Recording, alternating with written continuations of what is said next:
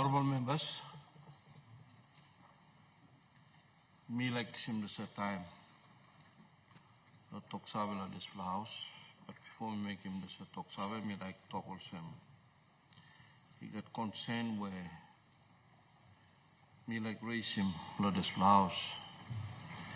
He got sampler all our business where until it is officially announced, you must put him come out. The social media.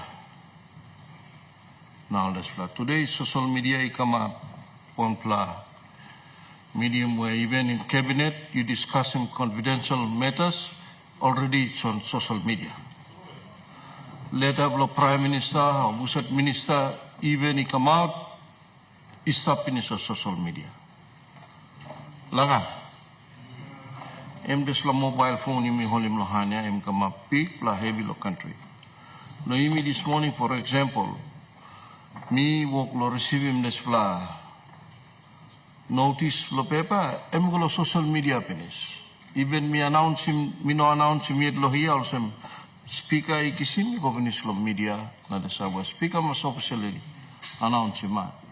Ino naro man may announce him.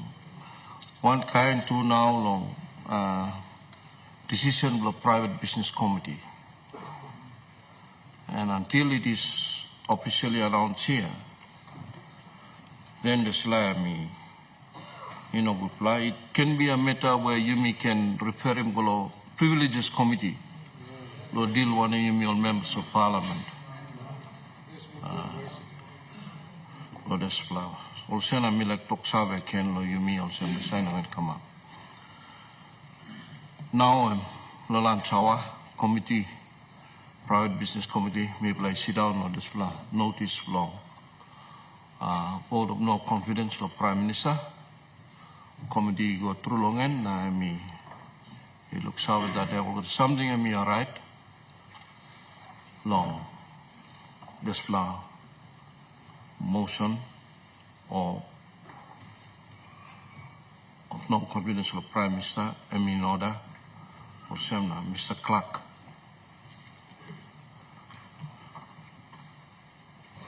Notice of motion.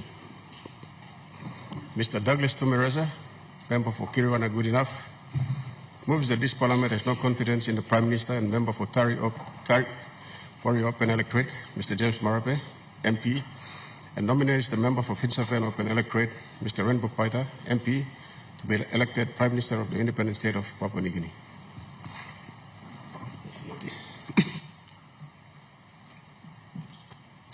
Thank you.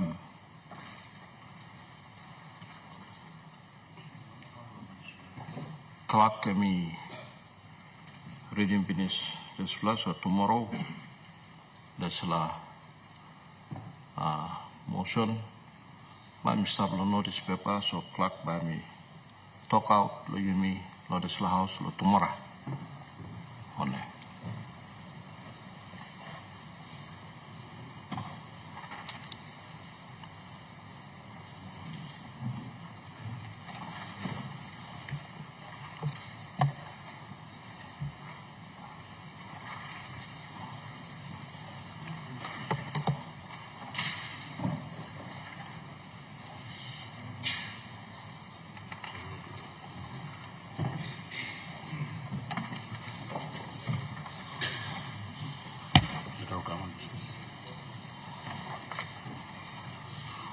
Leader of government business.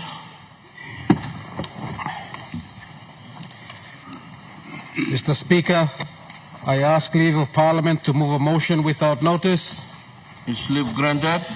Aye. Leave granted. Leader of government business. Mr. Speaker, I move that so much of the standing orders be suspended as would prevent the Minister for State Enterprise presenting the Kumul Consolidated Holdings Authorizations Bill 2024. Question is that the motion be agreed to. Those in favor say aye. Aye. Those against say no. The ayes have it. Mr. Clark. Kumul Consolidated Holdings Authorization Amendment Bill 2024. Minister for State Enterprises.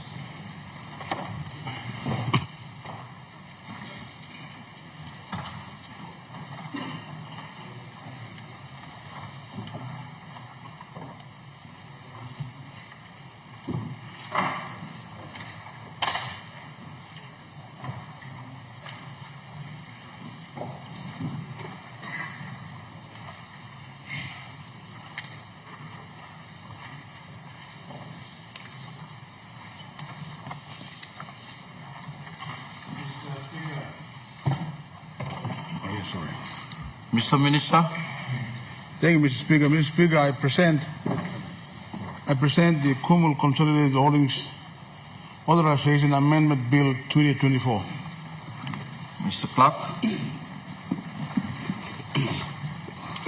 First reading, a bill for an act to amend the Kumul Consolidated Holdings Authorization Act 2002, A, to protect the provision of essential services provided by the state-owned enterprises during a strike, and B, to create a controlled environment in which employees of state-owned enterprises could exercise their right to execute strikes without disrupting the supply and provision of essential services to the public within the meaning of the Essential Services Act 2002 and for related purposes. Mr. Minister. Mr. Speaker, I ask leave of this Honorable House to move the second reading forthwith. Slip granted. Slip granted. Mr. Minister. Mr. Speaker, I move that the bill now be read a second time. Make your speech.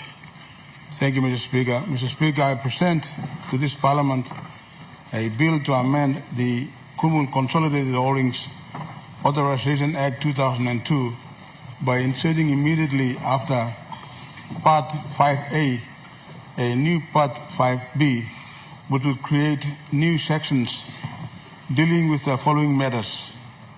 Section 46T, notice required for strikes. Section 46U, unlawful strikes. Section 46V, power of the minister to specify minimum service levels. Section 46W, work notices relating to minimum service levels. Section 46X, identity of employees. Section 46Y, consultation regarding work notice. Section 46Z, variation of work notice. Section 46ZA, strike date. And Section 46ZB, failure of union work to take reasonable steps. Mr. Speaker, the primary objective of the proposed amendments is to formulate legal solutions that will recognize and balance workers to go on strike so that the legally mandated duty of majority state-owned enterprises to operate efficiently, profitably, and with social responsibility is not compromised to the detriment of the end users of those essential services. Mr. Speaker, the amendment will protect the provision of the essential services provided by state-owned enterprises by creating a controlled environment in which the employees may exercise their right to execute strikes without disrupting the supply and provision of essential services to the public within the meaning of the Essential Services Act 2002. Mr. Speaker, the proposed amendment will mitigate any threat of union strikes within the majority state-owned enterprises that provide essential services to the people of this country. Members of this House, Mr. Speaker, are aware of the challenges and criticism the government has faced over the delivery of essential services to our people. The historically poor performance of the majority state-owned enterprises has had an adverse impact on the delivery of the essential services such as electricity, water, ports, telecommunications, and so on. To improve this, the Ministry of State Enterprises and Kumul Consolidated Holdings Limited undertook a broad restructuring program underpinned by a new ownership and reform policy. The Ministry of State Enterprises and KCH are now in the process of implementing the reforms in sector-specific majority state-owned enterprises in aviation, telecommunications, and energy. Mr. Speaker, the implementation of the reform will require organizational restructure of PNG Power Limited, Telecom Limited, NE Guinea Limited, and Water PNG Limited. The employees of these majority state-owned enterprises have strong industry-based union membership already. Attempts at implementing organizational restructure have encountered serious setbacks as a result of union activities targeted at protecting the interests and welfare of its members who are also employees of those state-owned enterprises.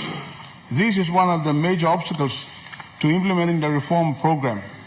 Mr. Speaker, the proposed amendment will require the insertion of a new Part 5B, which will address trade union strikes by employees of state-owned enterprises. This provision will ultimately contain, manage, mitigate, and diffuse trade union protests to ensure that basic essential services such as power, water, electricity are not interrupted by sudden strikes, leading to loss of business and chaos within our towns, cities, and of course our country. Mr. Speaker, while this new provision acknowledges the significance of trade unions and their roles, the state also has a vital role, and that is protecting and ensuring that the national interest and welfare of its people are promoted and protected at all times. Mr. Speaker, the new section is crafted with the intent of providing a process by which the trade union can address its concerns without causing unnecessary disruptions, thereby jeopardizing the business houses and the general public access to basic essential services. Mr. Speaker, I will now give an overview of the changes that are proposed in the bill. New Section 46T, notice required for strikes. Mr. Speaker, this new section provides that within 21 days before strike action, the employee shall give notice to the employer in writing of the intention to strike. The notice must specify the issue, grievance, complaint, action, or matter for the proposed strike, the nature of the proposed strike, and how long it will take, and where the strike will take place, and the date on which the strike will begin. New Section 46U, unlawful strikes. Mr. Speaker, this new section provides that any participation by an employee of a state-owned enterprise in a strike action without complying with the 21 days notice shall be unlawful. If these requirements are not complied with, the employer is entitled to apply to the National Court for an injunction or for damages or both against the employee and the union. This new section is intended to prevent the trade unions and the employees to go abruptly, without notice, on strike, thereby jeopardizing and throwing into chaos essential services which are vital to the country, business houses, and the public. This provision will not restrict but regulate trade union strikes to be conducted in a more orderly manner that does not put either parties at a disadvantage. New Section 46V, power of the Minister to specify a minimum service level. Mr. Speaker, this new section will enable the Minister for State Enterprises to set a minimum service requirement for essential services so that during a strike, these services are not completely stopped, that they are always maintained, even during a strike. Mr. Speaker, this will allow the flow of normal business pending the negotiation between the trade unions and the ASOEs regarding the dispute so that the country, the business houses, and the people are not affected and that national interest is always protected. New Section 46W, work notices relating to minimum service level. Mr. Speaker, once the employee gives notice of the strike, the employer will consult the union regarding the number of employees to be identified and the work to be performed by those employees during the strike period, and any views expressed by the union in response, and the employer will then issue a work notice to the union. The work notice, Mr. Speaker, will identify the persons required to work during the strike to secure the level of service under the minimum service regulations and specify the work to be carried out by those employees during the strike so that the levels of service are provided. This section basically gives the assurance to the minister and the state-owned enterprises that provide essential services that during the course of the strike, there will be specific specialists for certain vital tasks engaged in the various essential services to continue working to maintain their services while the negotiations are going on between the trade unions and the state-owned enterprises. New Section 46, Identity of Employees. Mr. Speaker, when the employer identifies the persons required to work during the strike action, this section specifically prohibits the employer from considering the union membership of employees and the details of his engagement in union activities as a factor for consideration. This section, Mr. Speaker, safeguards the workers or the employee against unfair treatment by the SOEs, being the employer, by reason of that employee's involvement in union activities. New Section 46Y, consultation regarding work notice. Mr. Speaker, this section requires the employer to consider the views of the union in relation to the number of employees and the work to be done before giving a work notice. Again, Mr. Speaker, this section safeguards the employees against unfair treatment by the SOEs, being the employer, by reason of the employees' involvement in union activities. Section 46Z, variation of work notice. Mr. Speaker, this section gives the employer the right to vary the strike date, but subject to consultation with the unions before issuing the variation. New Section 46ZA, strike date. This section provides clarification that where the strike takes place over more than one day, whether continuously or discontinuously, each day is to be treated as a separate strike date. New Section 46ZB, failure of the union to take reasonable steps. Mr. Speaker, under this section, where an employer gives the trade union a work notice in relation to a strike, an act done by the union to induce a person to take part in the strike is not protected if the union fails to take reasonable steps to ensure that all members of the union who are identified in the work notice comply with the notice. This new section basically places the responsibility or the burden on the trade union to ensure that during the course of the strike, there is a compliance with the provisions relating to issuing of work notices in accordance with this section, and to ensure that the trade unions comply with all the new provisions. Failing to do that will result in action against the trade union by the respective state-owned enterprises. Mr. Speaker, the decision of this Honourable House to pass the bill for the amendments to the KCH Act will create a win-win situation for both the employees and the employer in the state-owned enterprises. The bill acknowledges the significance of trade unions and their roles. At the same time, it also acknowledges the fact that the state also has a vital role, and that is protecting and ensuring that the national interest and the welfare of its people are promoted and protected at all times. Mr. Speaker, the amendment bill is crafted with the intent of providing a process whereby the trade unions can address their concerns without causing unnecessary disruptions and jeopardizing the business houses and the general public access to basic essential services like power, water, and telecommunications. The amendment bill formulates legal solutions that recognize and balance the right of workers to go on strike, so that the legally mandated duty of state-owned enterprises to operate efficiently, profitably, and with social responsibility is not compromised to the detriment of the end users of those essential services. Mr. Speaker, the amendment bill, when passed, will protect the provision of the essential services provided by the state-owned enterprises by creating a controlled environment in which the employees may exercise their right to execute strikes without disrupting the supply and provision of essential service to the public within the meaning of the Essential Services Act 2002. Mr. Speaker, this is an important bill It balances the rights of the workers and the companies, and it makes sure that if the workers decide to go on strike, all they need to do will be to give 21 days notice so that everyone is protected and there is room for the employer and the employee to negotiate a beneficial outcome. Mr. Speaker, I present the amendment bill to this Honourable House.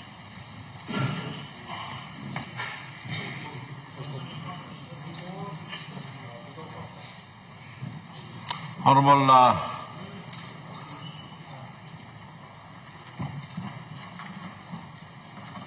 Governor Morbe.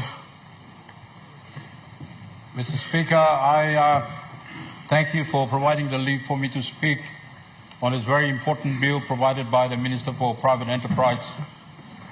I thank him, unreservedly thank him, because this bill is very genuine. It is food for the nation of Papua New Guinea, and I have read the synopsis upon which this bill is being presented, and I heard his speech, and Mr. Speaker, I fully endorse the Honourable Minister's submission in relation to the support of the bill he has proposed before this Honourable Parliament. Mr. Speaker, the Minister is right.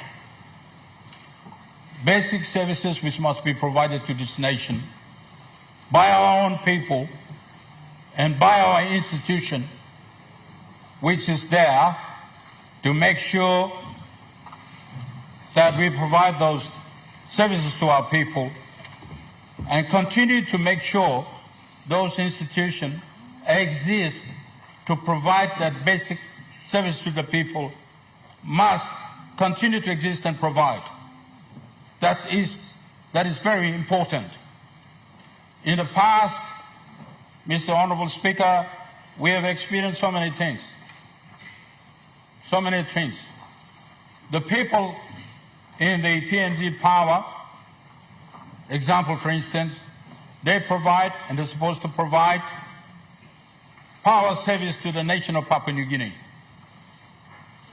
They're supposed to provide power services to the public institution, government institution provided by the, established by the laws of this country, like Education Department, Health Department, and all other departments. They will operate and they will be empowered by the power of the power provided by the electricity. They must be provided with those power. And they must be continue to be provided with that power. They exist. They remain to exist in the night, in the day, in the wind time, in the rain, but they must continue to provide power. Because when the power is provided, then the services will be provided to the people. If there's unnecessary disturbance, then surely the operation of those government institutions does not operate in well, and let alone the people will suffer.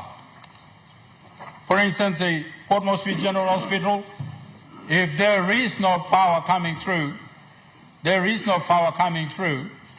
because the union have decided to take a strike action, and the unions are members of the PNG Power Company. And if they so decide, if they so pass a resolution that they're going to take an action against the government for whatever that may be, pay rise or whatever, and if they cease to operate and cease to provide these services, then of course, for instance, the Port Moresby General Hospital, they might block, they might switch off, because they're technical people, Mr. Speaker. They're not like me. They're technical people. If they should shut off one main switch, or they should damage the whatever that is vital for the continuous safe running of the power, then people are going to suffer. It's happening in this country. And same is true for the provisions of water service in this country. Water is so very important. You without water, you're going to perish. That's without a doubt. Without water, people are not going to work. Water to the government institution, people are not going to work. We must make sure there is a provisions of power, provisions of water, either by the institution that we know, the PNG water services, whatever power company, water company, to provide him, they must continue to provide water. If those water companies owned by the government to protect their own rights, they have established an institution, a union institution, to help them to fight for their pay rights or accommodation rights, whatever that may be. And if they choose to decide that they're not going to work to make sure that the water is not provided, the people are going to suffer. So those are two examples that I'm saying.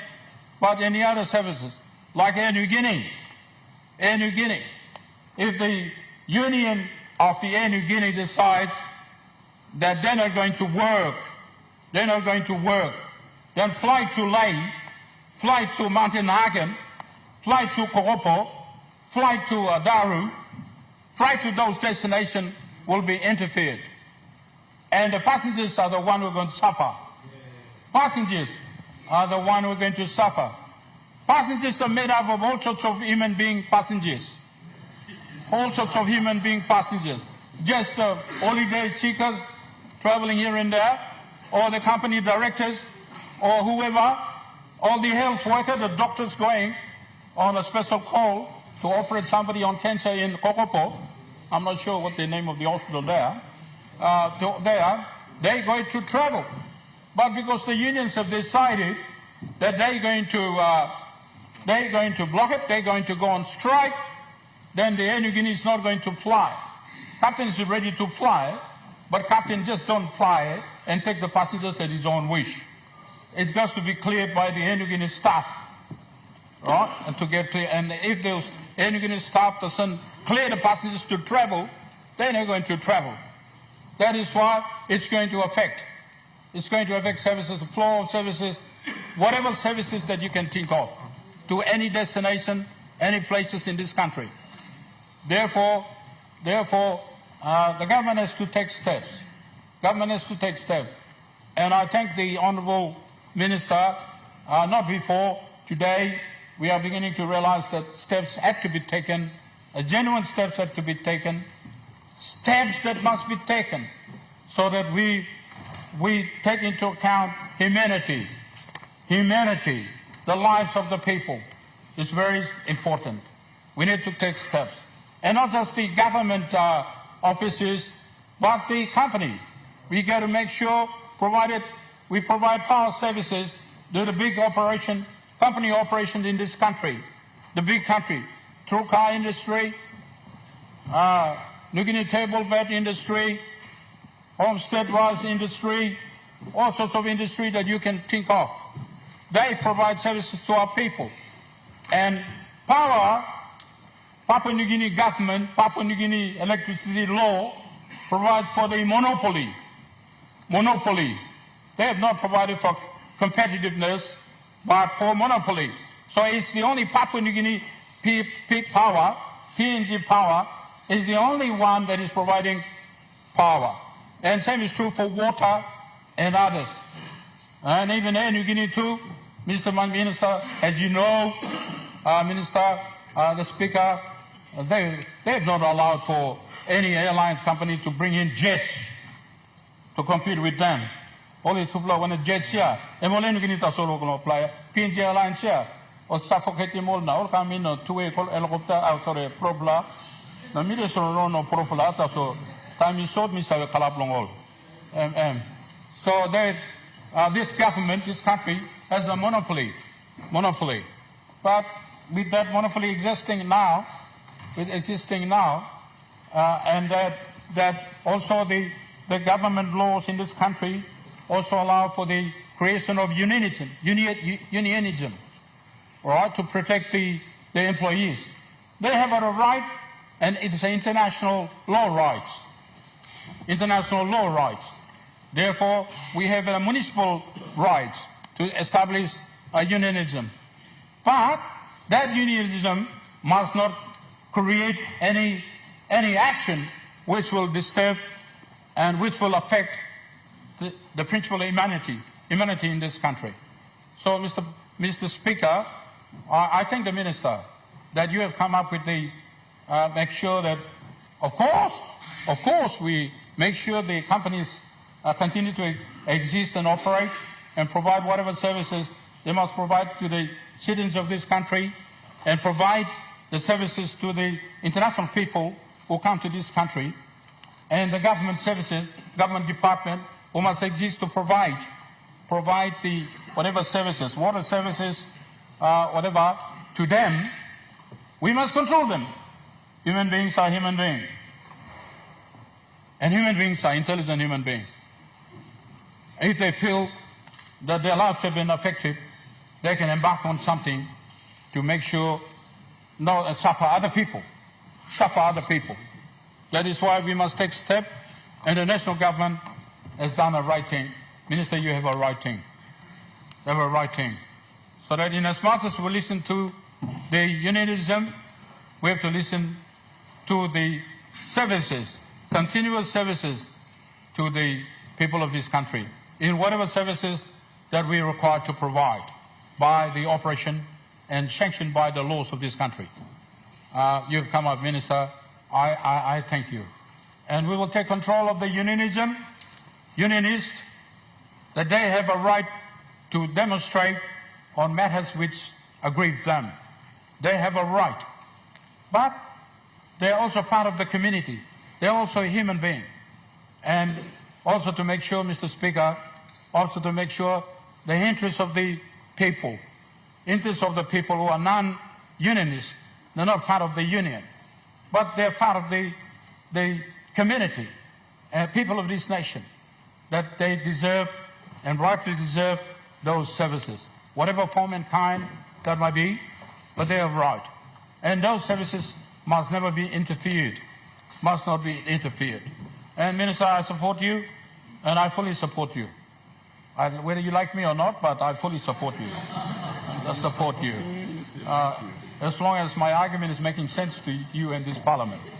I support you that we must take steps to take control of the union. Take control of the union, all right? And tell them, yeah, we recognize your rights. We recognize your right. You have a right to claim for the pay rise. You have a right to claim for the better accommodation. You have a right to claim for leave fares. You have a right, all of those things, for the school fees, whatever that may be, allowed by the law. But in trying to exercise your rights to achieve that, you must not infringe, and you must not support, and you must not make the public suffer.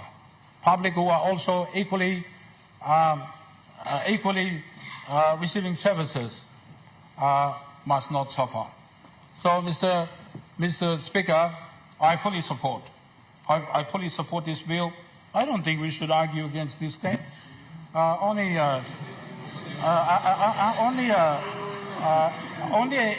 insanity, maybe, will prevent the support of this proposed bill.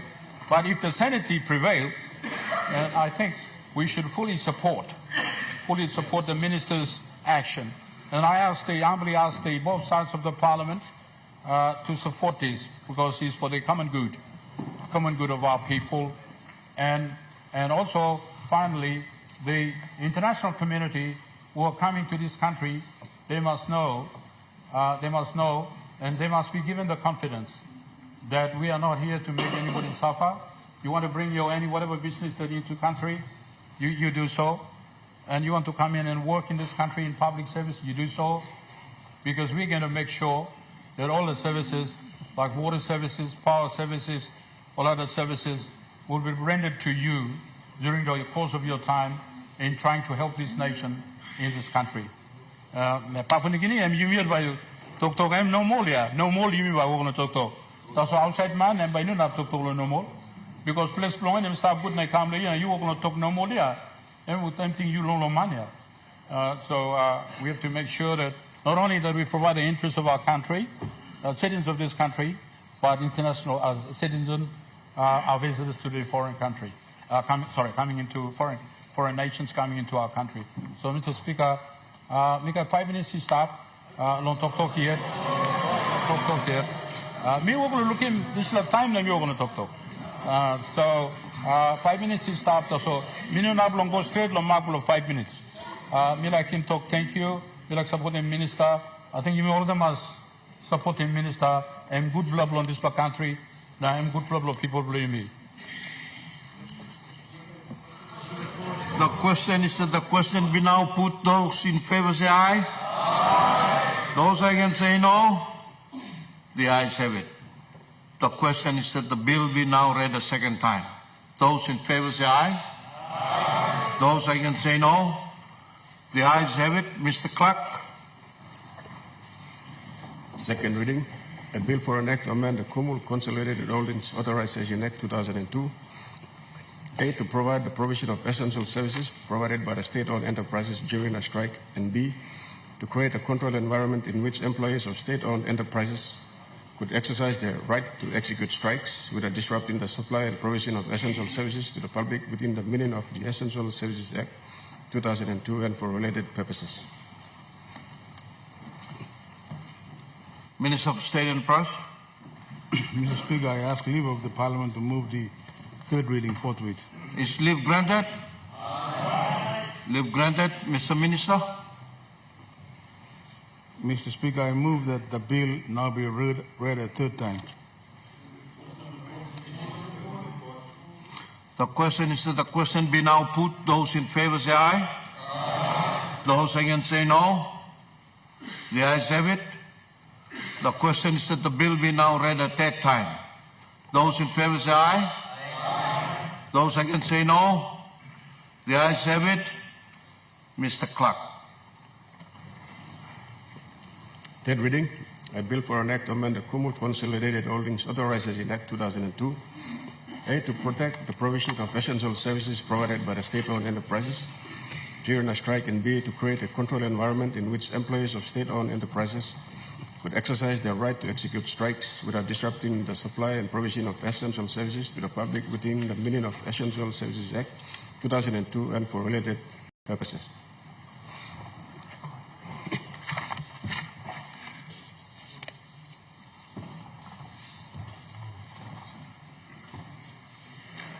Leader of Government Business.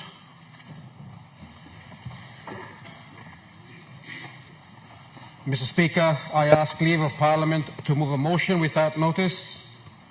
Is leave granted? Aye. Leave granted. Leader of Government Business. Mr. Speaker, I move that so much of the standing orders be suspended as would prevent A, the Minister for Transport and Civil Aviation presenting the Civil Aviation Amendment number 1, Bill 2024, and Civil Aviation Amendment number 2, Bill 2024. B, notice number 102 of government business being called on forthwith. The question is that the motion be agreed to. Those in favor say aye. Aye. Those against say no. The ayes have it. Mr. Clerk.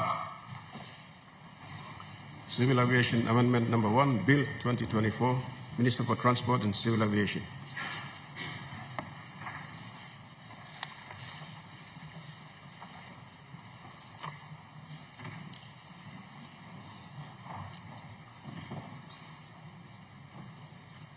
Mr. Minister.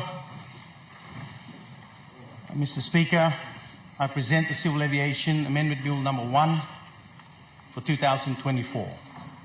Mr. Clerk. First reading, a bill to amend the Civil Aviation Act 2000 and for related purposes. Mr. Minister. Mr. Speaker, I move that the bill be now read the second time.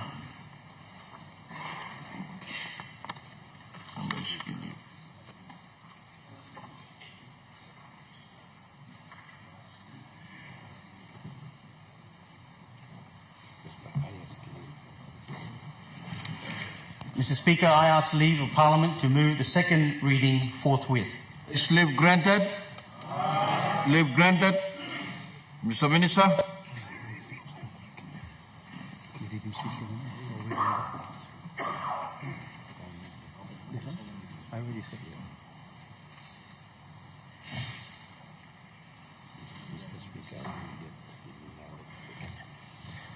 Sorry, Mr. Speaker, I move that the bill be now read the second time.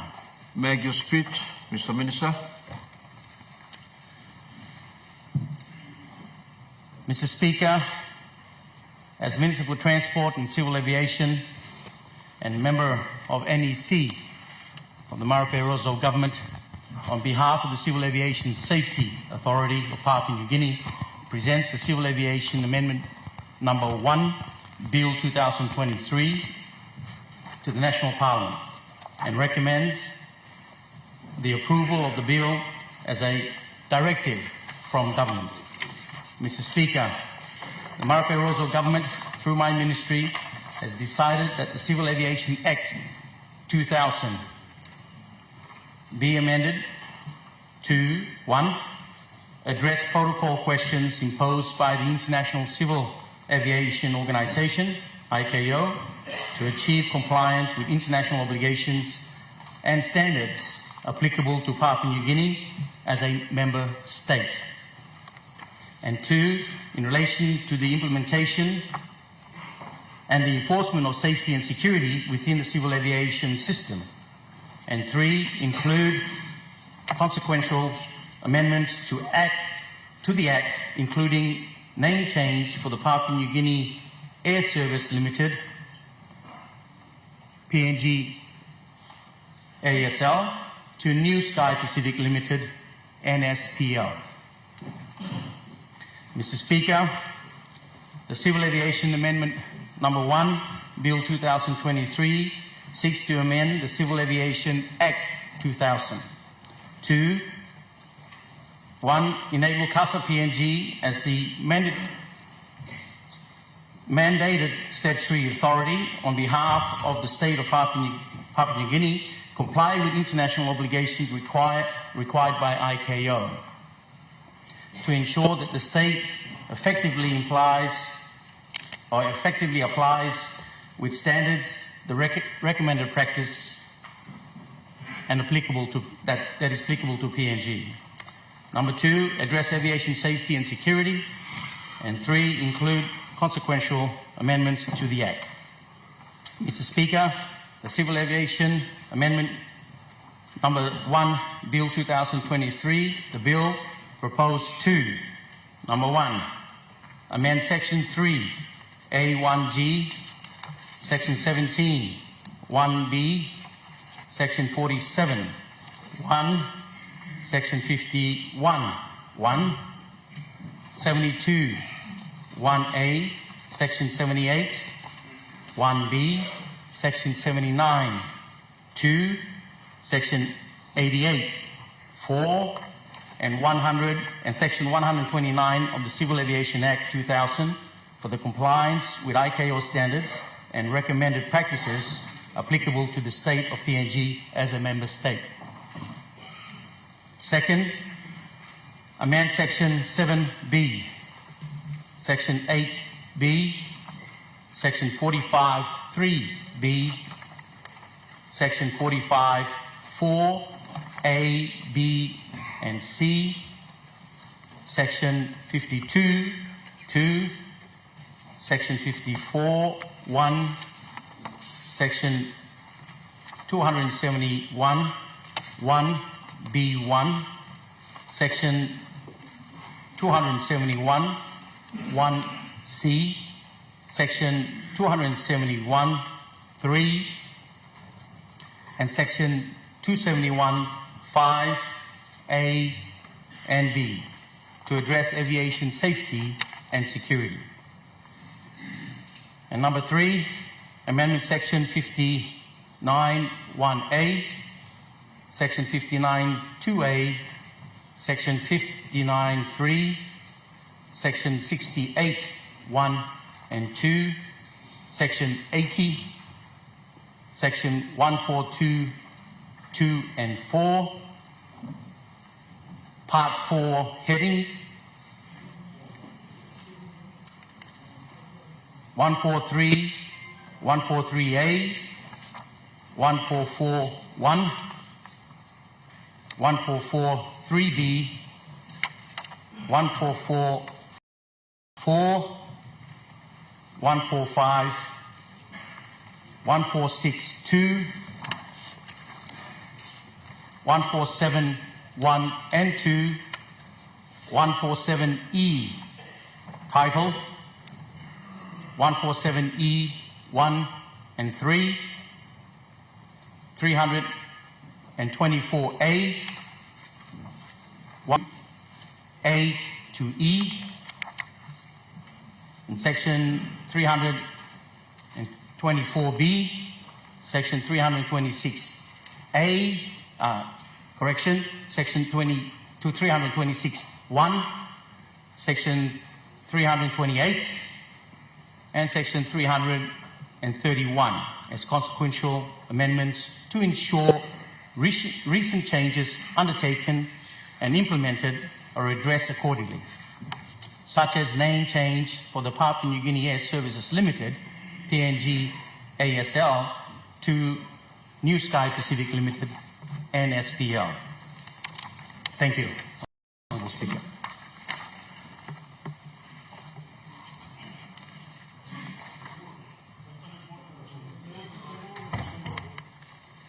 The question is the question be now put. Those in favour say aye. Aye. Those against say no. The ayes have it. The question is that the bill be now read a second time. Those in favour say aye. Aye. Those against say no.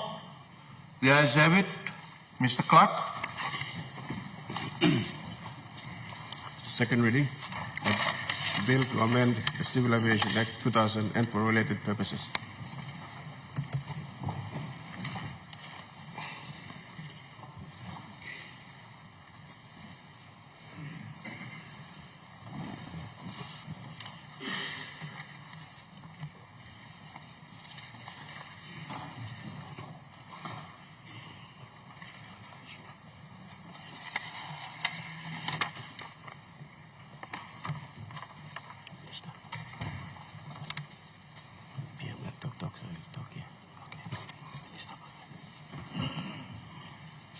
Minister for Transport and Civil Aviation.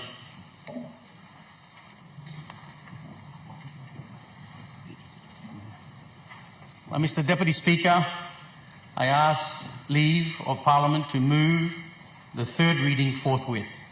Is leave granted? Leave granted. Prime Minister.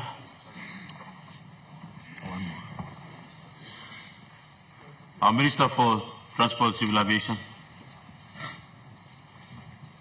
Mr. Deputy Speaker, I move that the bill be now read the third time. Prime Minister. Mr. Deputy Speaker, I rise to offer my support in commendation to the work that the Minister for Civil Aviation is doing to reform and ensure first and foremost the safety and security of our aviation sector is not compromised in our country. And so, Mr. Speaker, secondly, I want to appreciate this Parliament. In the face of VONC contest that is happening, both sides of the House remain put to issues that is at hand. Politics come and go, but administration of our country must remain, and Parliament is where we pass laws for our country. Under our watch in the last 5 years, going 6 now, we passed more good laws for our country than the past. Some of the laws we are cleaning up are legacy laws that has not been cleansed in as many years those laws exist. Some of them predates 1975. And so I just want to commend the ministers, Minister for State-owned Enterprises earlier, Minister for Civil Aviation now. I want to ask members of Parliament, let's stay put. I know we are super excited about the VONC that is coming on, but challenges will remain. Challenges will remain. Let's stay put throughout and give support to a few more ministers who are coming through. with the laws as they're being proposed. These are good laws for our country's progress, because the laws carry the work of governments going forward. And I want to offer my support to this minister as he's presenting this bill. He's been working very hard, and I commend him for sitting at the table presenting this law. Before I sit, I want to also congratulate this Parliament. In August 9th this year, we celebrate 40 years since this Parliament was opened. 40 years of this Parliament was celebrated in August 9th this year. And so the maturity both sides of the House have been showing in this term must be commended. We sit right through, we work long hours. I want to appreciate both sides of the House. We debate on matters that needs to be debated, but we find common ground on matters that are important for our country. And the opposition leader is to be commended for his support on some laws that is necessary for our country. If it is in line in our mind and in our thinking, as well as on our side, we sit right through long hours. Yesterday we paid commendation to a leader who passed on. This is a thankless job. The leader walked long hours into his remote village and he collapsed in the course of doing his duty. And so I want to say thank you to all members, and I want to appeal as I sit down. There are a few more laws coming through. We want to sit through Parliament this week, but by operation of the standing orders, Parliament would be adjourned tomorrow because Speaker has read that the motion file is competent. And so Parliament will adjourn tomorrow. I beg the concurrence of members on both sides of the House. There are a few more bills coming through. If we can see through and dispense these bills, it is all good for the country. Thank you, Mr. Speaker. The question is that the question be put. Those in favor say aye. Aye. Those against say no. Ayes have it. The question is that the bill be now read the third time. Those in favor say aye. Aye. Those against say no. Ayes have it. Clerk. Third reading, a bill for an act to amend the Civil Aviation Act 2000 and for related purposes.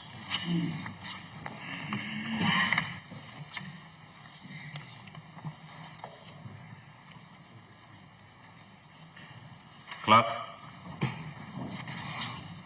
Civil Aviation Amendment Number 2, Bill 2024, Minister for Transport and Civil Aviation.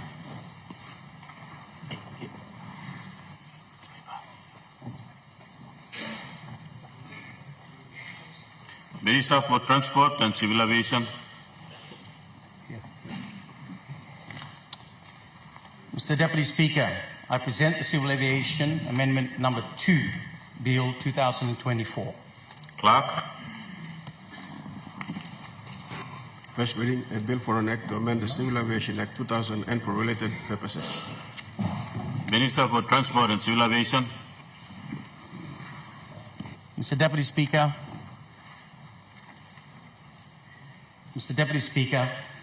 I ask leave of Parliament to move the second reading forthwith. Is leave granted?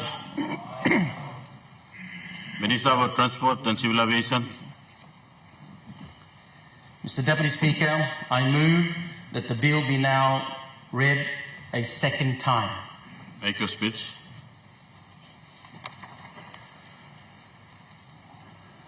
Honourable Deputy Speaker, as Minister for Transport and Civil Aviation and member of the NEC, on behalf of the Civil Aviation Safety Authority of Papua New Guinea, presents the Civil Aviation Amendment Number 2, Bill 2023, to the National Parliament and recommends the approval of the bill as directive from the government.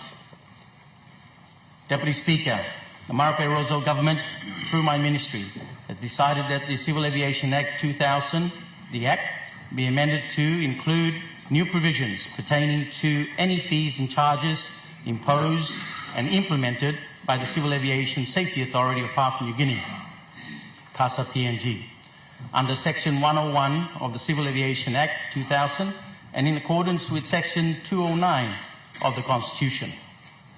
Deputy Speaker, the Civil Aviation Amendment Number 2, Bill 2023, seeks correction. For the record, Deputy Speaker, the Civil Aviation Amendment Number 2 Bill 2024 seeks to amend the Civil Aviation Act 2000 to provide a legislative framework for the collection of fees and charges by the CASA PNG. This amendment bill will appropriately prescribe its fee and charges applicable to participants within the aviation industry who require the services of CASA PNG in accordance with the application of the Act, and thereby enable CASA PNG to generate funds in order to achieve cost recovery and continue to maintain its operational costs. Deputy Speaker, the Civil Aviation Amendment Number 2, Bill 2024, the bill proposed to amend Section 101 and Section 102 of the Act in relation to fees and charges by inserting Schedules 4, 5 and 6 to the Act.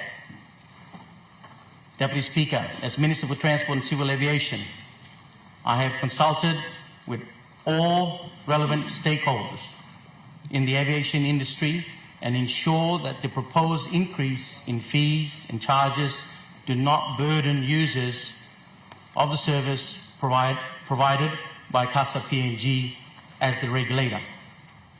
And for the record, Airlines PNG, Air New Guinea Limited, Tropicare and others alike determines their own airfare and charges to the public. Not CASA, not NAC, not New Sky have a say in that process. Thank you.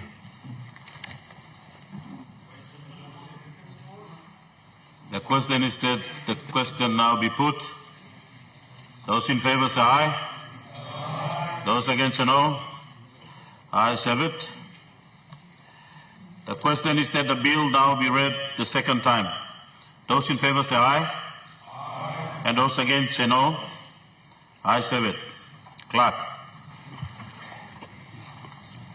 Second reading, a bill for an act to amend the Civil Aviation Act 2000 and for related purposes. Minister for Transport and Civil Aviation. Mr. Deputy Speaker, I ask leave of the Parliament to move the third reading forthwith. Is the leave granted? Minister for Transport and Civil Aviation. Mr. Deputy Speaker, I move that the bill be now read the third time. The Honourable Member for Abao. Mr. Speaker, Deputy,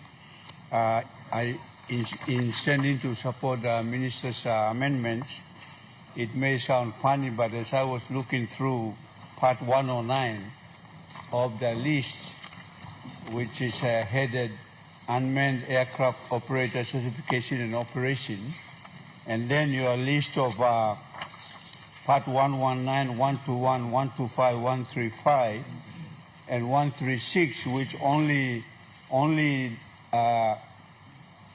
focuses on large aeroplanes, medium aeroplanes, small aeroplanes, and helicopters. I was wondering whether you are considering drones. Thank you.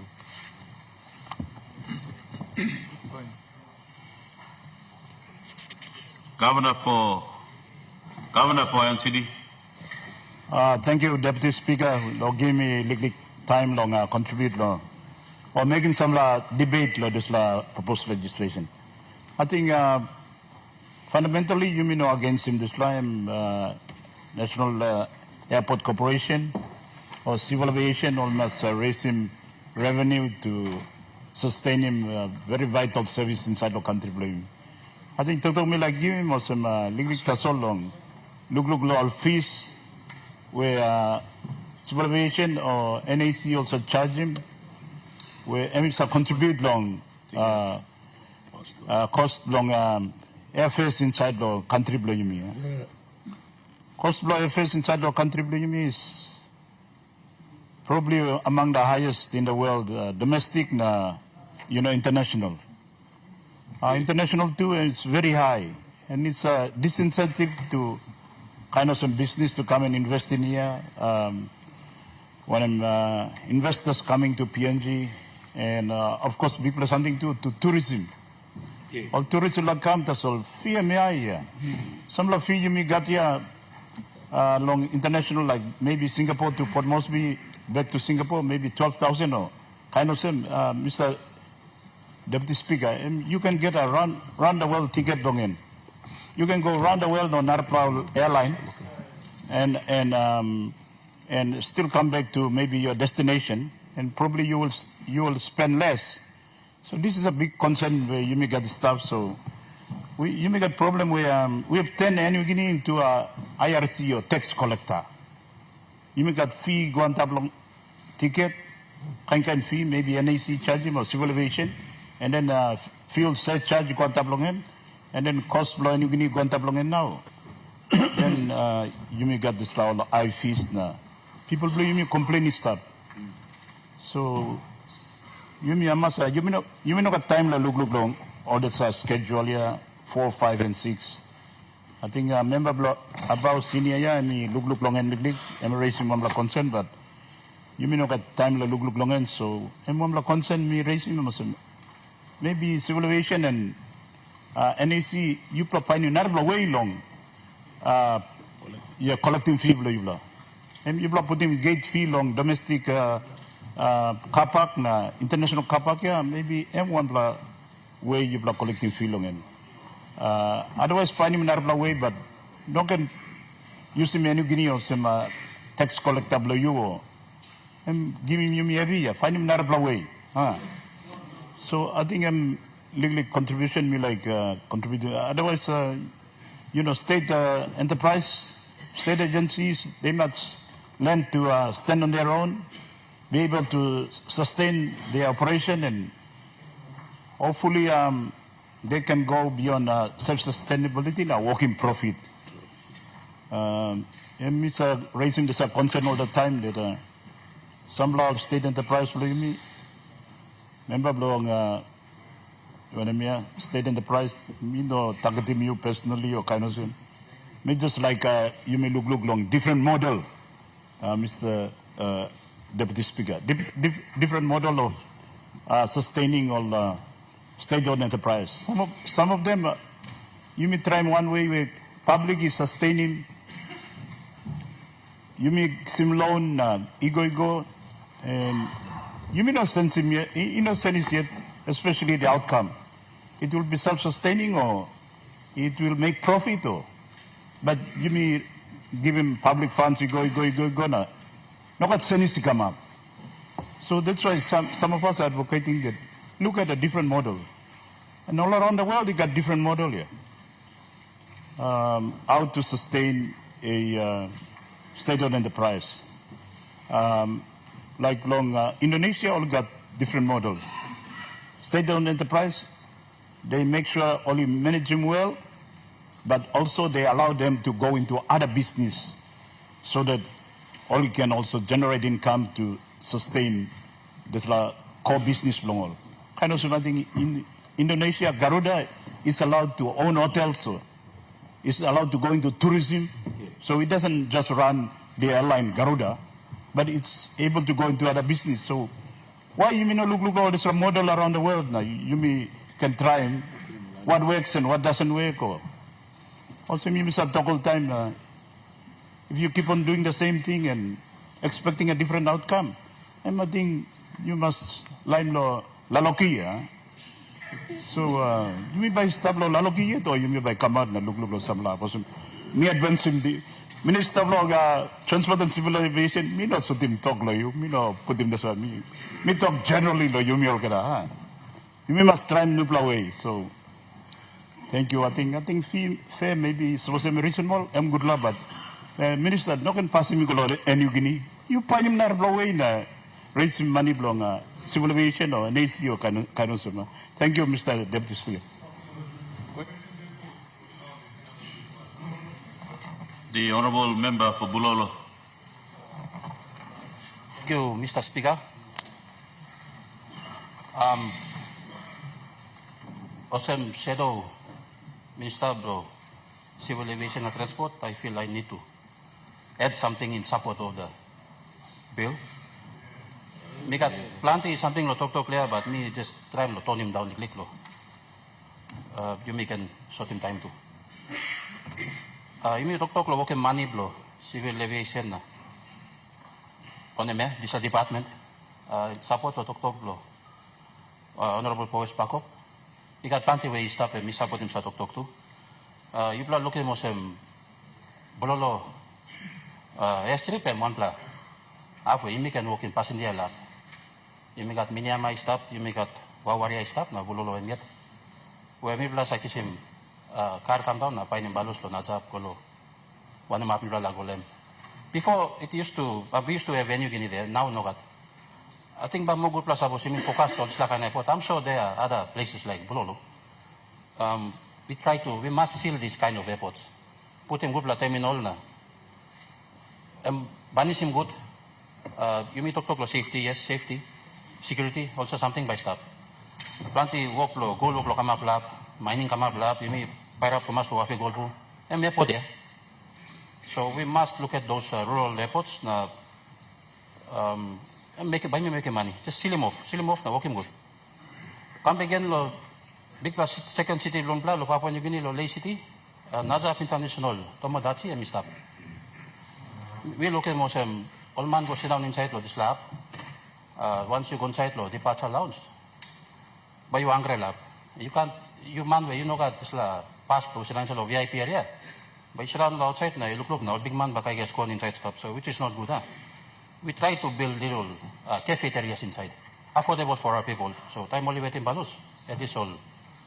Spending money inside lab, na money by come again, you plan.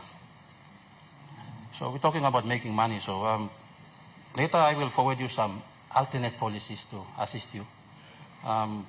Otherwise, all in all, many ways to make money, not only on car parks and all those stuff. Thank you, Mr. Acting Speaker. The question is that the question be put. Those in favor say aye. Those against say no. Ayes have it.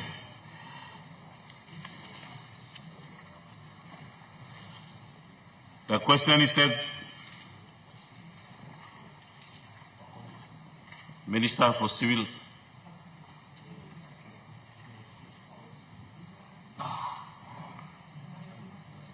question on that. The question is that I let the Minister to respond on one of the questions being raised during the debate. So, Minister, Transport and Civil Aviation. Thank you, Honourable Deputy Speaker. Thank you, Logim, opportunity Lomilo explain. And I'll try and make it short and sharp. The questions and comments that are made that we just heard on the floor need some clarity. There's a misconception out there, and it's a fine example of what we heard here, Lord Islam misconception. And I would like to use this opportunity to clear it. So firstly, let me addressing past them, Honourable Member Blabao, asking the drone. Drone is a new technology within the country that's been now being introduced to PNG. We have no framework in terms of policy or legislation covering that. I'm happy to announce now that we're putting a policy framework together and the law that's going to govern that. So it's in process because there's a lot of demand coming through from medical and private sector wanting to use drone to take goods and those services into the remote areas of Papua New Guinea. So we're now frantically trying to tidy up that particular area. So in relation to the cost, misconception. National Airport Corporation, New Sky Limited, CASA PNG does not play a part in New Guinea, in Tropic Air, or in Airlines PNG's determination of what fee structure they're going to impose to the public. Please. I'm all business. All you run is business. All yet is structure impossible ticket, namelong all yet. For an example, let me give. National Airport Corporation. Planty finger, pointing on a national corporation. Sorry, true National Airports Corporation. Why? Because inside the ticket you charge or you pay now long end. Airport Corporation fee belong enta sol, 70 kina per ticket. 70 kina per ticket. Not anymore. Yes, we're looking at trying to increase by 4 to 5% because since 2013 to now, we plan no increasing one plus fee. So big pay one time and come through law, all airlines company all yet. We're not part of that process. We charge a fee. Why? Because you're using airport facility. In New Guinea, Airlines PNG using airport facility. They rent the airport facility. We have two revenue that comes in. One aeronautical and one non-aeronautical, which is commercial. So we are charging rent and all this kind of something come through or non-aeronautical income revenue. But all this we're only using airport facility belong, working money, business belong all. We play charging more 70 kina per ticket. Kami tok-tok lo ya, mi no tok-tok yaman, em turu. Nugut sabla, mi arin sabla tok yaman. Mi tok yan tok turu. Go check him facts beli you, not check him good. Alright, another something too is, now CASA PNG is trying to apply a new fee and charge structure. All right, that's not going to burden anybody. I'm legally cost us all. Lo regulate him. Salimol engineer lo go na check him all balus to make sure safety lo balus you alright. You got pay on tablo disala. All right, right now you may not charge him big pay long at all. So time you play salim engineer out to the other aerodromes or lo check him balus lo want aviation company killer. And what we incur costs. That cost doesn't, we're not generating that cost within the organization. Today's approval will allow us to charge a little bit of fee for that cost. So our engineers can go out and we don't have to put that burden. They come back in, lo Casa PNG, who has no money already as it is and struggling as it is to meet its regulatory obligations. So I'm always something we like stressing. In relation to the good advice, our good governor from NCD, Igim Liglik Tok Tok Longen, Governor, everywhere else in the world, airline companies pay the airport company a fee. Everywhere in the world. You know, at one place airline company, you put down the one place airport, now you know buying airport fee. Papua New Guinea, no different. We're the same. And I take on your advice in relation to try and look a little more lo side running business na try and balancing this charge, but how can we balance 70 kina? It's only 70 kina. I mean, no big cost to us. The cost that associated to your ticket today, when we help him legally, cost lo fuel, cost lo all parts, lo balus, cost lo pilot, cost lo all this airlines company, you look him, only scale him, only put him, you go to ticket. Mibla lo National Airport Corporation, CASA PNG, New Sky Pacific, no, our costs are very minimal. Just to keep us operating, monitoring safety, na security, belong all the balus, na all airport. Tasol.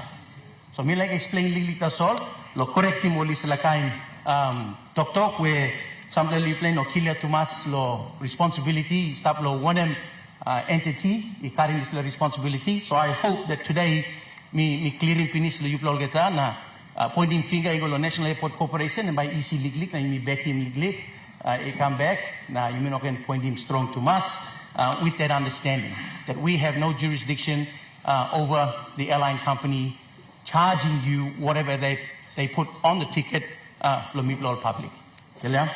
Before me sit down to me like tok liglik lo side long another misconception can where me like clearing lo here rule less strip no stop underneath lo National Airport Corporation. Me repeat Ken, rule less strip no stop underneath lo responsibility lo National Airport Corporation. National Airport Corporation only looks after all the qualified or certified airports. Now you may got 22 airports in stock. all right? But we've got nearly 200 rural airstrips in Papua New Guinea. In the past, we have 400. But we're like counting the 10, 200. So that responsibility, rural airstrip, you come back again, you go along rural airstrip agency, RAA. They've been given the mandate to be responsible for rural airstrip. So all the ting talk maintenance, you like him, rural airstrip, you must carry him talk, you go along RAA. Me like sana here, na talk, thank you. You go along good Prime Minister, na government you me. Or they give finish 10 million tinegolo RRA, or they approve and appropriate 10 million tinegolo RRA. Now you may use him now, lo help him fund him some lo maintenance no lisala lo airport. Tok lo bilolo na member na olisla opportunity lo working money here. Sorry, I'm underneath lo rural estate classification. This by go back ken long Papablo runway. Papablo runway is normally state lease lo government lo dislahap. Only responsible belong lo rural estate too. Clear? So it's a shared partner working passing that we need to do to post rural estate you like him operational. Then that's how we need to partner to get it done. If you want to convert that from rural airstrip to airport, certification process can, but you must be length of runway, you must meet him engineering spec, blow big balus, you like bring come inside. Width blow runway, you must meet him engineering spec. Thickness blow runway, must meet him engineering spec. So there's a lot of costs associated to getting it up to an airport status. Okay? Thank you. So me like this explain to so I hope I've made myself clear now. We blow kita kila lig now this lana, but you see lig pointing finger na you may understand you straight. And you gini you put in charge belong him yet because based on circumstance belong him yet. Thank you, Laharim Blue Blah. Thank you. The question is that the bill be read the third time. Those in favor say aye. Aye. Those against say no. Ayes have it. Clerk. Third reading, a bill for an act to amend the Civil Aviation Act 2000 for related purposes.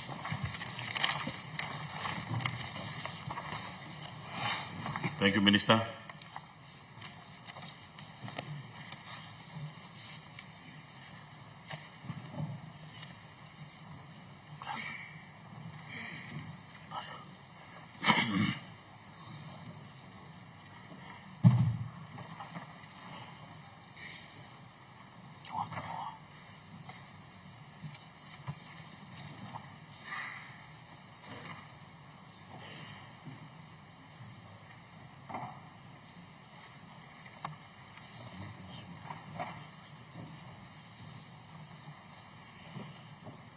Clerk. Notice number 102, Minister for Treasury.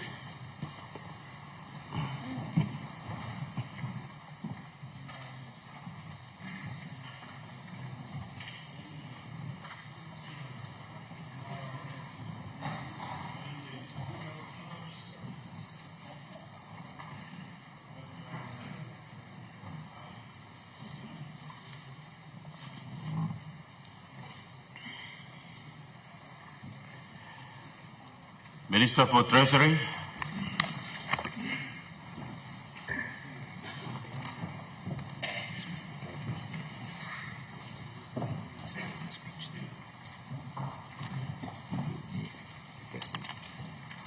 Mr. Speaker, I present the Central Banking Amendment Bill of 2024. Clerk. First reading, a bill for an act to amend the Central Banking Act 2000 for related purposes. Minister for Treasury.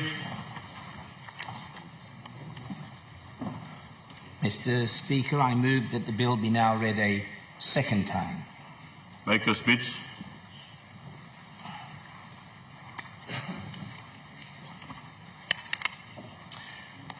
Mr. Speaker, the proposed 18 pages of amendments to the Central Banking Act of 2000 represent the second stage of reforms we are making to our central bank. In the next few minutes, in a very short statement, I will set out the key features of these changes and the reasons for these changes. Holistic solutions to cost of living pressures. Mr. Speaker, the Central Banking Act of 2000 Amendment Bill is a further action by the Marape Rosso government to deal with the cost of living pressures facing all of our struggling families. This legislative action is in addition to the many actions already undertaken by the Marape Rosso government to deal with these cost of living pressures. Actions such as 3 years. Honourable Minister, we have a point of order. Member for Abba, what's your point of order? Deputy Speaker, we got a speech, but I can't remember the bill being distributed in the last sitting. The bill is not here. Thank you.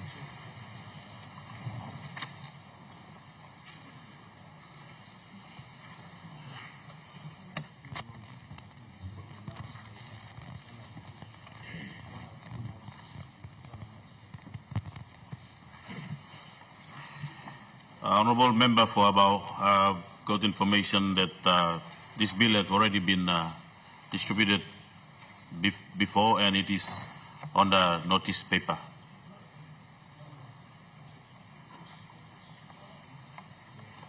So, Minister, I continue. Thank you, Mr. Speaker, for clarification purposes. This particular bill was put on the notice paper 102 in the last day of the last session, FYI.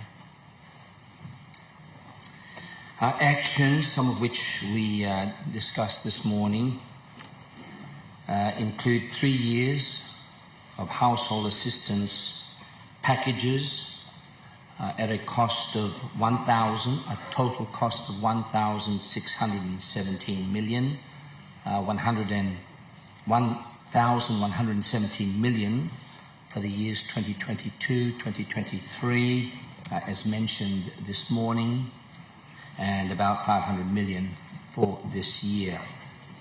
Reduction in taxes, personal income taxes, school project fee relief, about 140 million, as mentioned earlier today.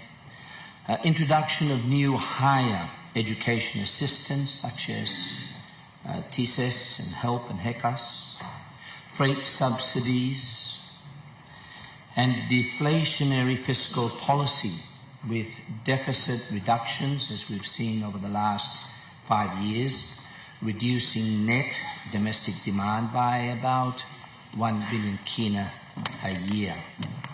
And of course, empowering the independent consumer and competition commission to go after price gouging firms. We have been working at both helping put more money into our people's pockets as well as helping to reduce the costs of what they spend their money on. On top of all of these actions, the government now wants to strengthen monetary policy controls on inflation, another step in a holistic package of measures. And there are 3 key ways in which these amendments will help with cost of living pressures and the overall standard of living. Number 1, price stability as a primary objective of our central bank. Mr. Speaker, since the year 2000, our independent central bank has had responsibility for monetary policy, as we're all aware. Ultimately, the government can set some broad objectives. However, it is then up to the independent central bank to adjust exchange rate policy, interest rate policy to meet that primary objective. So setting the objectives for the central bank is therefore a vital function of Parliament and government. The key change in the objectives in this amendment is to make clear that the primary objective of the central bank is price stability, controlling inflation.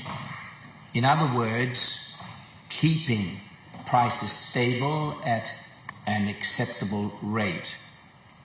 In other words, keeping cost of living pressures under as much control as possible.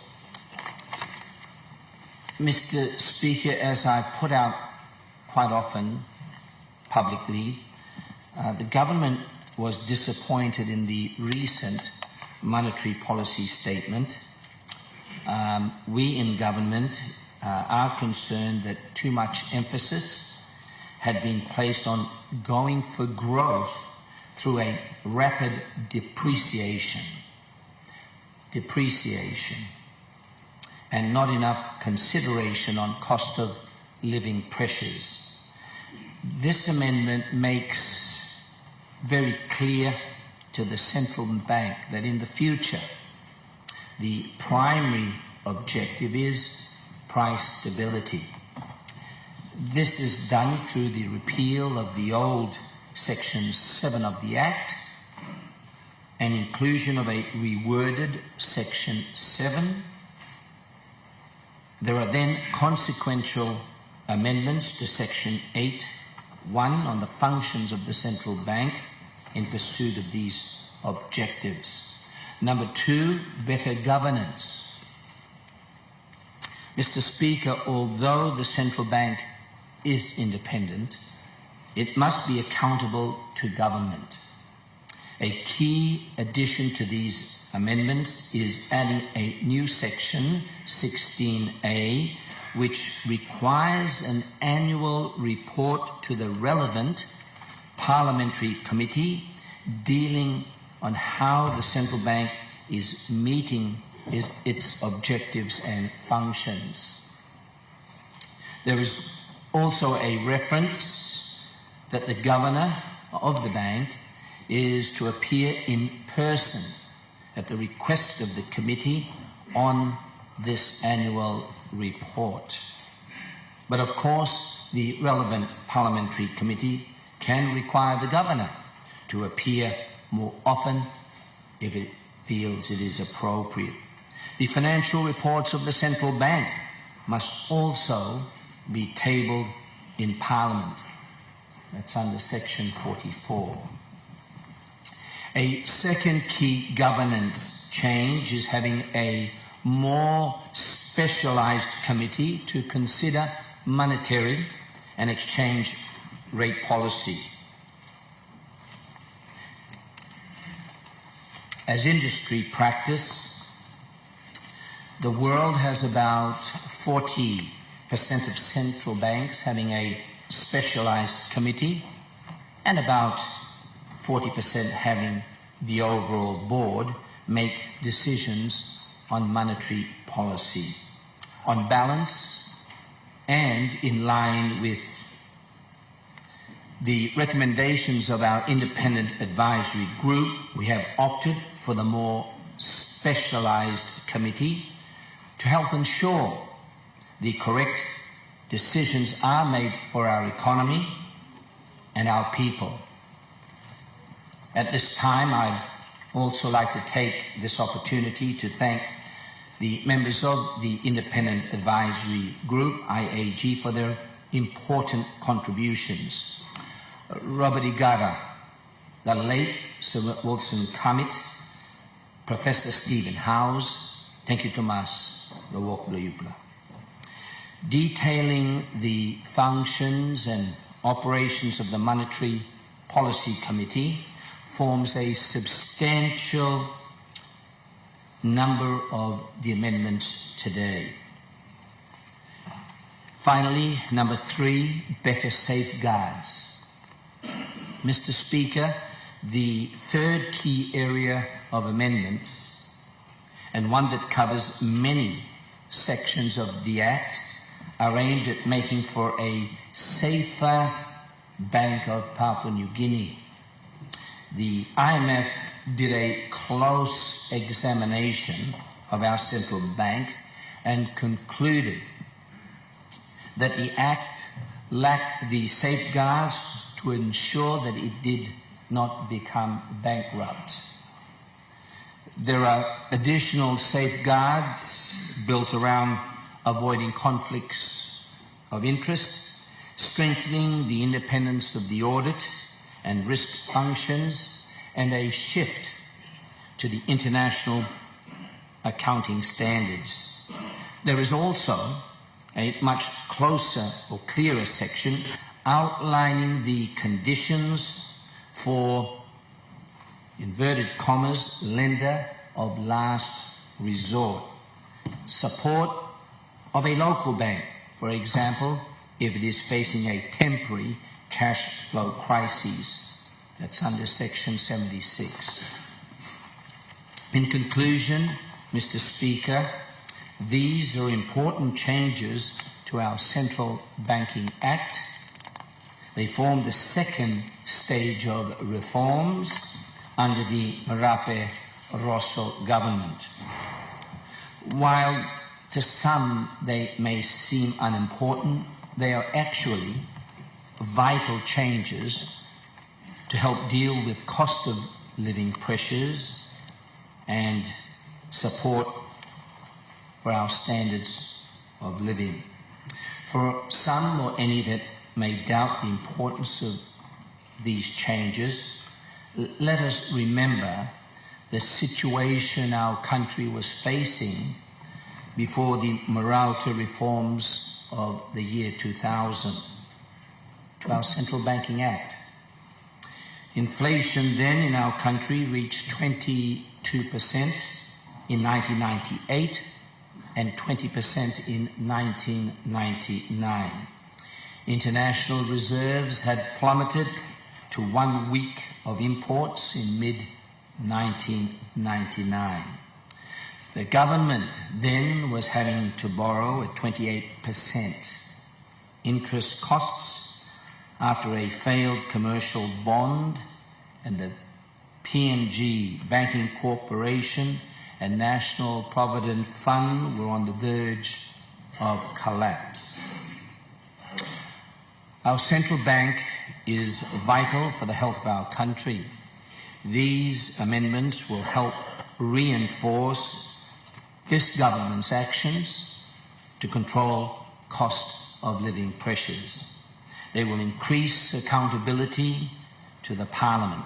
They will provide better expertise in decision making. They will help make our central bank safer. Mr. Speaker, I commend the bill to the House.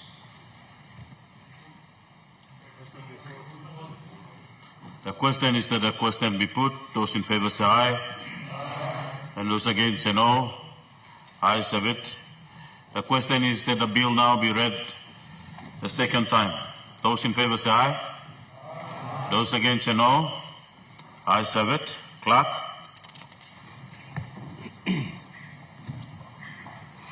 Second reading, a bill for an act to amend the Central Banking Act 2000 and for related purposes. Minister for Treasury. Mr. Speaker, I ask leave of Parliament to move the third reading forthwith. Is the leave granted? Minister for Treasury. Mr. Speaker, I move that the bill be now read a third time.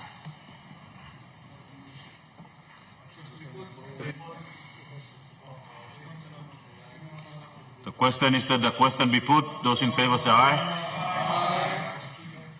Ayes have it.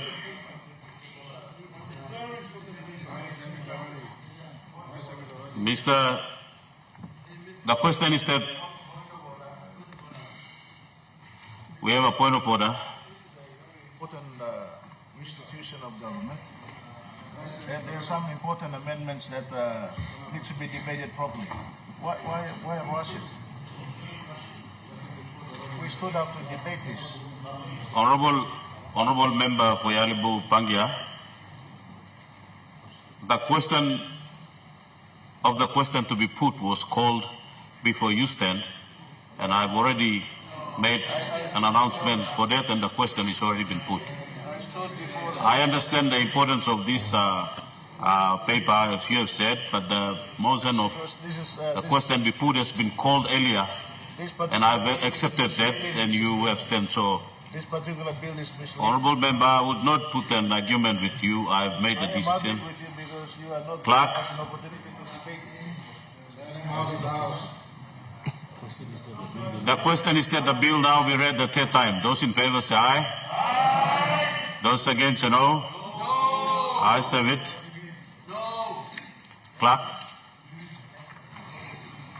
Third reading, a bill for an act to amend the Central Banking Act 2000 and for related purposes.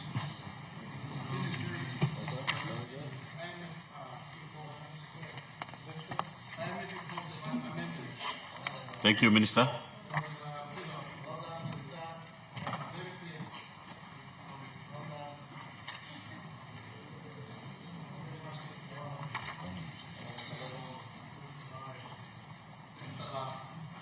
The Leader of Government Business. Mr. Speaker, I ask leave of Parliament to move a motion without notice. Explain your motion. Or is leave granted? Aye. Leader of Government Business. Mr. Speaker, I move that so much of the standing orders be suspended as would prevent notice 93 and 94, government business, being called on forthwith. The question is that the question is that the motion be agreed to. Those in favor say aye. Aye. Those against say no. Ayes have it. Clerk. Yes. Notice number 93, Minister for Justice and Attorney General. Justice.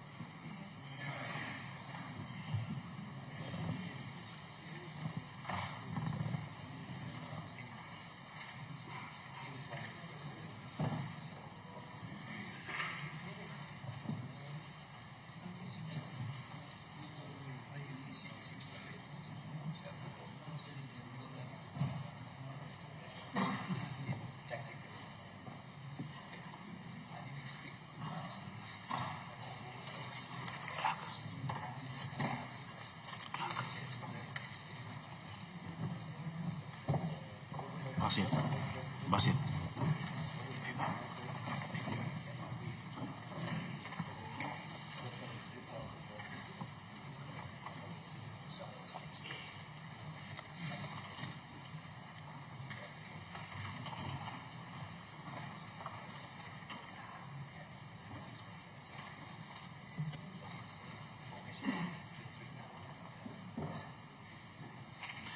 Minister for Justice and Attorney General.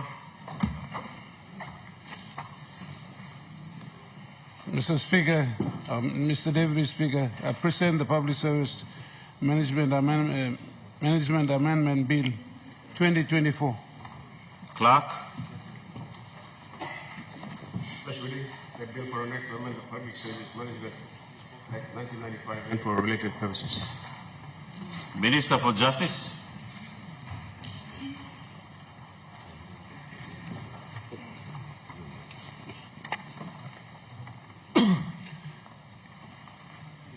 Mr. Deputy Speaker, I move the bill be read the second time. Make your speech.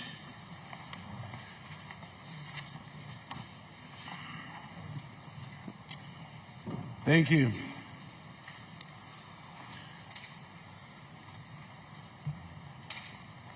Mr. Speaker, the members of this Honourable House, it gives me a great pleasure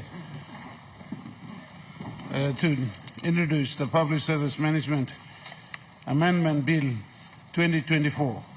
The bill to amend the Public Service Management Act 1995, which is the Principal Act. The constitutional office holders are heads of the constitutional offices. The current occupants of the constitutional offices have acquired skills and experience over the time, and that is invaluable to their respective offices. There is a need to safeguard the COH as to continue serving in their respective capabilities to ensure stability in the respective constitutional offices and also ensure service delivery. Mr. Speaker, PNG is faced with the situation where majority of the highly skilled and experienced individuals are retiring, is creating a vacuum in institutions that have critical service delivery functions. Such individuals should be retained to contribute to institutional development and service delivery.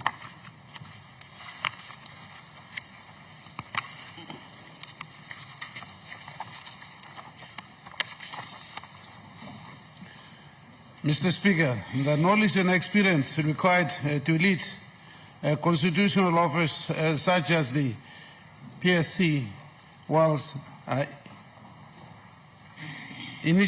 initially founded upon some form of educational qualifications, which serves as the basis to lead or manage the Commission.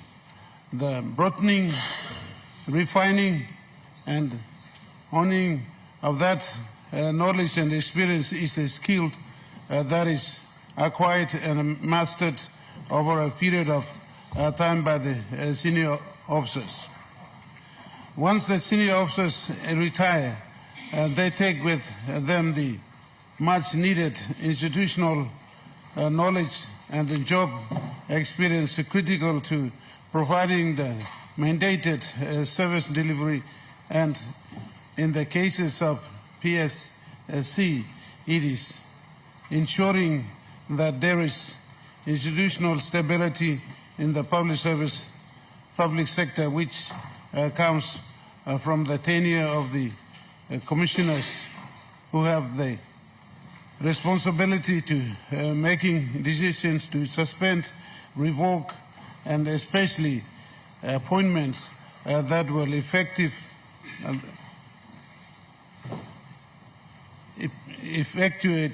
the effective and efficient service delivery from the public sector to the people of Papua New Guinea. Mr. Speaker, the proposed amendment bill is to increase the retirement age of constitutional office holders to address the depleting experience, skills, and the huge institutional knowledge gap that is found in most of our institutions today. Senior officials who still have adequate years to contribute to strengthening our institutions and contributing to service delivery are not able to do so due to them reaching retirement age. Further, the proposed amendment bill to increase the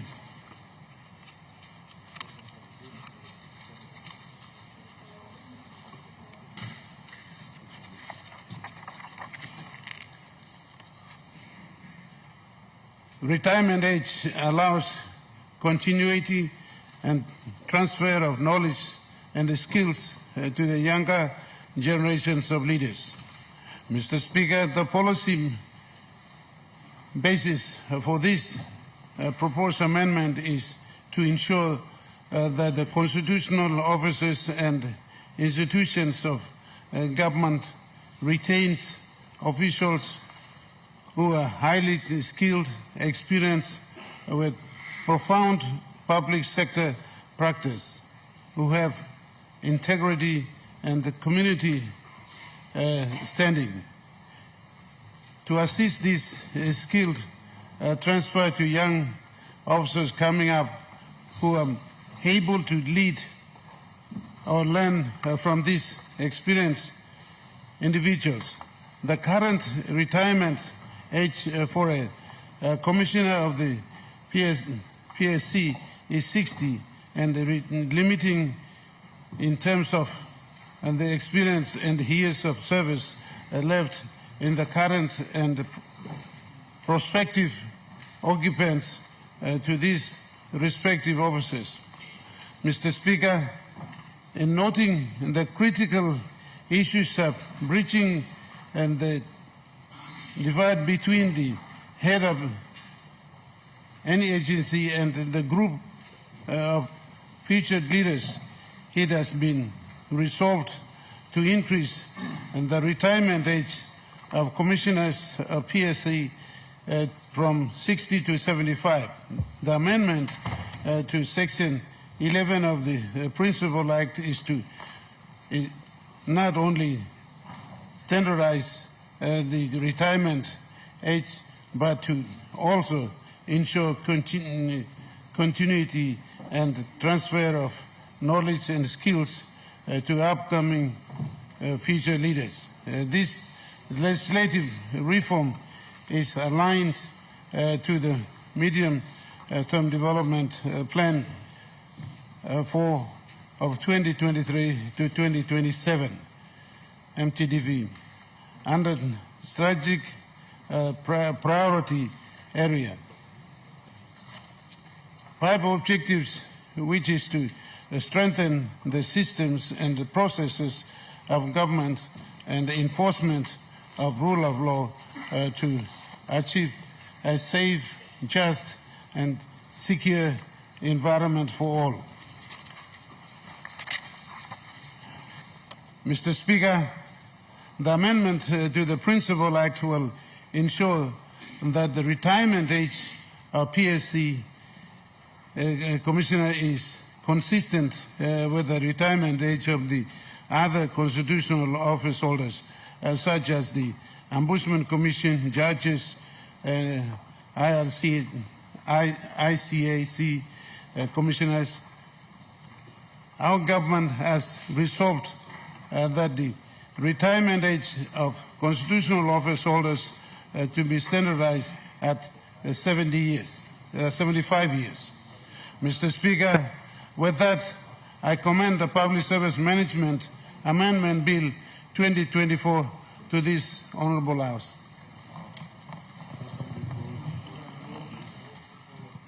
The question is that the question be put.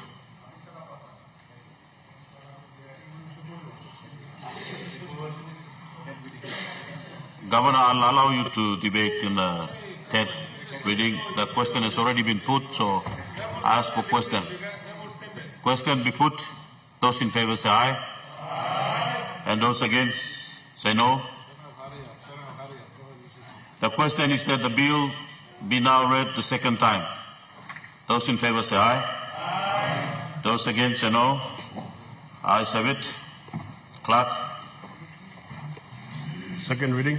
A bill for an act to amend the Public Services Management Act 1995 and for related purposes. Minister for Justice. Mr. Speaker, I ask leave Parliament to move the third reading forthwith. Is leave granted? Minister for Justice.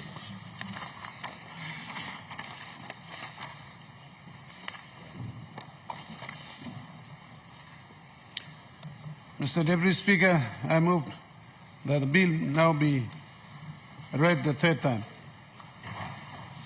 The Governor for Morobe.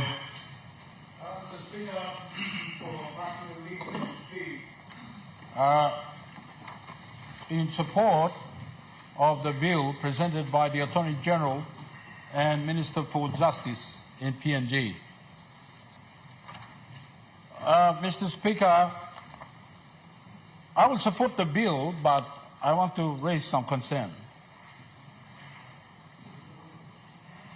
Mr. Speaker, in relation, your endeavor, as you expressed it in the speech that you transcribed and I can read, is you want to increase the age of the Public Services Commission, who you say are members of the constitutional office holders, from 60 to 75. Mr. Speaker, I'm not inclined to support this bill. Mr. Speaker, I'll be inclined to support you if we are going to increase the number of years for the judges of the National Court, the magistrate, the district court judges, and the National Supreme Court judges to the 75 years of age as you are proposing in relation to this amendment. Because they are full of wisdom, they have a vast experience in the practice of law. They're very experienced, and very few in this country are in the position, particularly the national person of this country, automatic citizen of this country, and the indigenous people of this country. We need to develop the national jurisprudence that is to make sure that our customs are married into the common law, and we develop the national jurisprudence. That is why, Mr. Speaker, we need all the people in there to develop the national jurisprudence. But in relation to the increase of ages from 60 to 70 in relation to the Public Services Commission, or for that matter, Public Solicitor's Office, which is also the constitutional office holders, or Public Prosecutor's Office, which is also constitutional office holder, or the Ombudsman Commission, which is also constitutional office holders, to increase their ages, I'm not inclined to support this view. There are so many lawyers, there are so many skilled Papua New Guineans. We're not like that. This time as we are talking, we are not as 50 years ago. We are now talking about 50 years from there to now. And we've got so many people who are educated at the university we've got in this country, and then university outside of this country, and other intellectual institutions in this country and outside of this country. We got it now. Almost I can say that we have the saturation of professional people in this country. Many of our Papua New Guineans are trying to find jobs. They are skilled, they're trained, they are morally upright, the ways are acceptable to this country, and if they work in the public service, they're supposed to be promoted to offices as you are proposing now. And so we got so many people, Mr. Minister for Justice, who can occupy that job. as the Ombudsman Commission and the Public Services Commission, Public Solicitor's Office, State Prosecutor's Office, the Magistrate of the District Court, all those, there's so many people who qualify.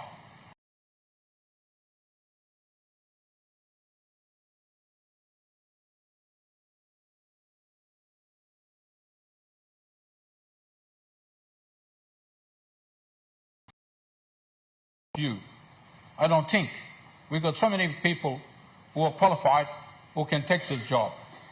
And sometimes they become stagnant. They become stagnant in the office of the public, in the office of the Ombudsman Commission, in the office of the Public Services Commission that you are proposing, all right? And in the office of the Public Solicitor's Office. Public Solicitor's Office is not the vigor, the interest, the aggression that we had at the time when you're a defense barrister or the public prosecutor for that matter. I don't see it now with the greatest respect. I don't see it now. Not as before. And so if we increase the number of increase the number of age to 75, I think with the greatest respect, they're going to be stagnancy in the persons that we're going to increase their age to be in that office and to perform the task of that office. Therefore, I think that we shouldn't increase the age of those people. We should increase the ages of the judges. We're in shortage of judges in this country, Mr. Speaker. We need good judges who practice the law, either in this jurisdiction or outside of this jurisdiction, whose legal system is same as our legal system. Justice system is same as our justice system. We need good judges. You had, Mr. Honourable Speaker, you had through you, the Minister for Justice, I said we need more judges from outside, because their practice of law is immense, is a long time, they have experience of law, and they were in the position to develop the national jurisprudence, help us to build the national jurisprudence. So in the area of judges of the National Court, in the area of judges of the Supreme Court, and in the area of judges of the appeal courts, we need to, of course, increase the number of years. So in that area, I will support you. But with the greatest respect, Minister, I will support you, but also talk me to talk. Talk me to talk. Biar more minute kini mosem, you mean support him all slow when I'm you make a planting man all, or by making this walk now all start. Now you mean keep you one man, because you die long end or seek long end or it's like I'm by me continually start along this law office. And man am active, physically active, intellectually active, who can perform this task almost stop on this walk. But each time office long, you buy movie go calm, free long movie go when I'm long the provinces or when I'm kind have you buy free long movie go calm this la kind. You may need him long all in this kind line no walk to this office. But all judges here all la hun mania, all by no walk, all by sit down to so na you go on court na. Harim court, walk long, you go on court na, harim court na, making decision, you know, I plan the hard work by come up. Saya blongol na, wisdom blongol, thinking him stop big la through us na. Istasa you may give him na, you may score him time blongol na, all by making this work. That's a long ordinary public servant. You may not think long, but you can increase him. So, Minister, sorry, me support him you, but concern below me raise him come to you. Now me not think long, next time more by you come long, putting one plus bill long by increase him. Age from public service take along 75 years. You know thing. Of when I'm along public prosecutor of Islam by go along or go along after 16 I go on 75. I think you must give him go along. All young man 16 I go down. In fact all should finish like 55 years. You should come like 55 years. Now after 55 years all should finish long. You less than 55 years, you come along all in this walk. You like averaging 55. Sorry, you Marolo Pastor. You make him Marolo walk. You come up council of place or come up committee of church or you come up pastor or when him patrel or when him by me talking all go walk him this slow walk. This slow walk. So minister, me supporting you but also some of the talk look out me over the talk. Country blame me people country na planting mania. All school go na sabe like kilimor na stabloin. You may put him all this slow walk and walk from move go come fast na talk fast na think fast na move fast. You know will sit down or some judges by sit down to so long office na come back na will scare him all court case na about na writing this. So Mr. Speaker, I support you, Honourable Minister. I'm concerned for me raise him. The Honourable Governor for ECP. Thank you, Mr. Deputy Speaker. While noting that this might be interesting in terms of what we are seeking to achieve, and I acknowledge that some work has been put in by the good minister and his staff in bringing these amendments to the floor, I have a few concerns. Chief amongst those concerns is that if you check the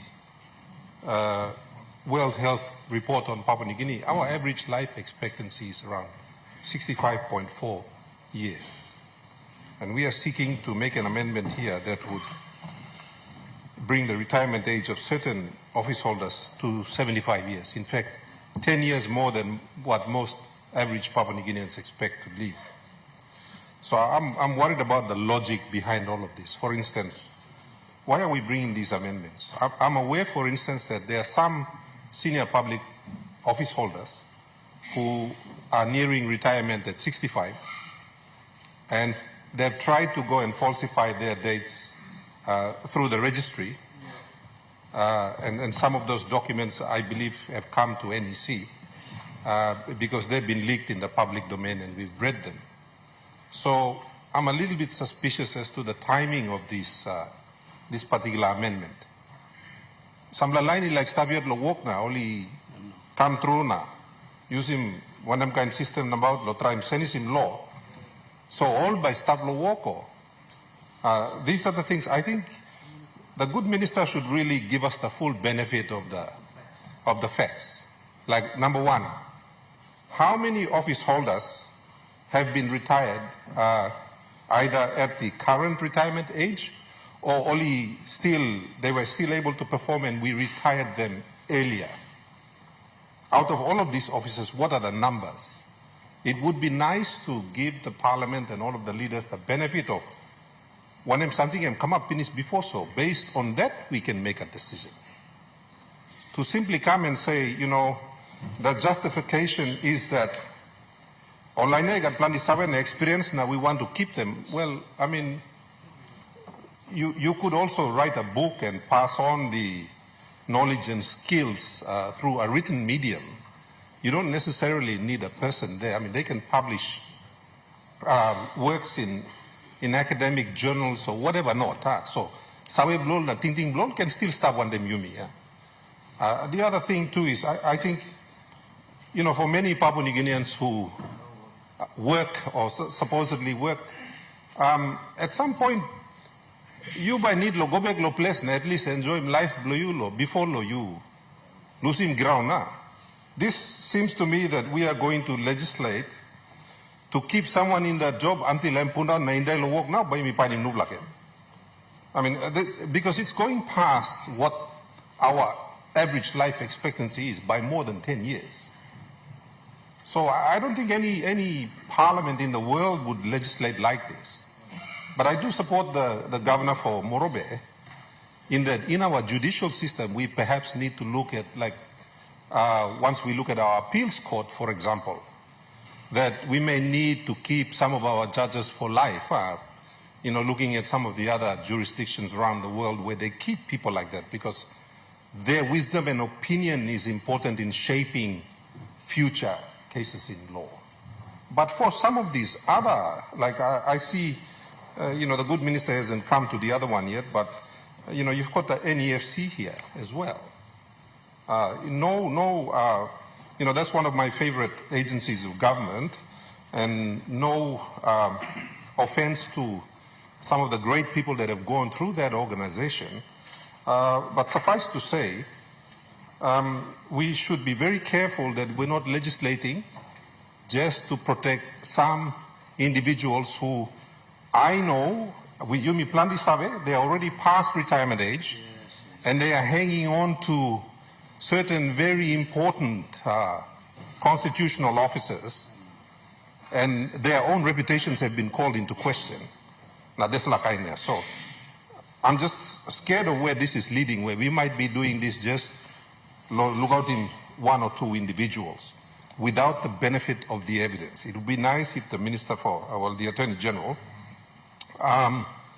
would present some evidence to justify Hamas plal good laman or liabrus in AIDS pinisna deslakaina.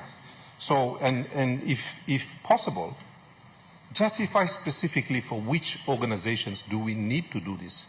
I do agree with the argument for the judges, for instance, but to sort of go across the board and with the stroke of the same brush, just increasing, most of these people will be dead before they even hit 75. So it will make a laughing stock of the lawmaking ability and the lawmaking responsibility of this House, Mr. Deputy Speaker. Thank you, Long. Harim Loibla. Governor for Gulf. Thank you, Deputy Speaker. Mino plani tok and tok milak wokim. Government ni got right. Lo pusim age you go 75. Na emas wokim law lo contract where we put in mandatory medical checks on inside the contract or kind man. To solve me like walking. We call him minister who sat the kisim this law come. Don't look good law policies law government now. Make sure that they are protected. They are corporate identities. They have the knowledge of the organizations they're in, and they deserve to contribute if they want. And these age groups that extend their life and the contributions of such people need protection, and they need to be looked after. So if I can ask the government that they ensure that in their contracts that they have mandatory medical checks every year, and that the government does a review of these people, but they are an asset to the nation. And if they want to serve in those organizations up to the age limit, let them contribute towards building our country. Thank you, Mr. Speaker. The Honourable Member for Aba. Mr. Speaker, I'll be very short as well. But I stand not to support the proposed amendment. Consistent with what the Honourable Governor for ACPT is saying, specific to the Public Services Commission, PSC, I strongly recommend a major functional review be undertaken on this organization. Because I personally think, and having been a public service minister before, I don't think this particular agency of state is really at that level of judges or other constitutional office holders, except that the Constitution provides for it in Section 190. But I think the government has to undertake through the Minister for Public Service, for example, to undertake a major review of the functions, powers, and responsibilities of this organization. Second, we have to do the JD, the job description of the commissioners. What have they achieved?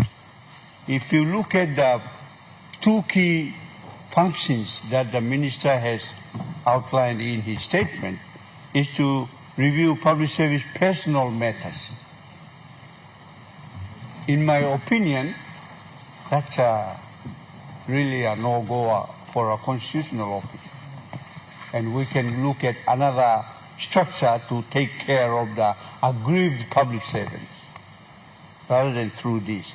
And then the second one is review of state services. How many reports from the Public Service Commission have come to this Honorable House because they have reviewed the state services? I can't remember any. And so we are trying to reward the three commissioners to keep on sitting there for doing nothing much. I strongly recommend that we, for this particular organization, Public Service Commission, that the compulsory retirement age should be like other public service, 65. Compulsorily, they must retire, unless the government brings to the House, through Cabinet, a major review of this organization. Some of you may recall I called for a review of this PSC and maybe elevate it to a public service ombudsman, so that this service provider that all of us complain about, the public service, we have to have somebody overseeing them and making sure that they perform. But in my humble view, Mr. Deputy Speaker, I stand not to support this, and I strongly recommend that we get this proposed bill back and do some functional reviews, JDs, and then come back with a new look Public Service Commission or Public Service Ombudsman. Thank you, Deputy Speaker.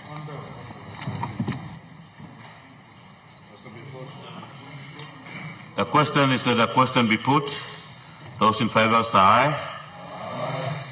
Those against say no. Ayes have it. The question is that the bill be now read the third time. Those in favor say aye. And those against say no. Ayes have it. Clerk.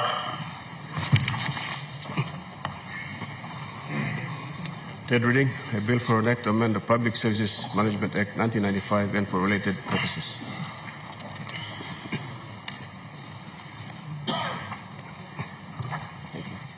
Thank you, Minister.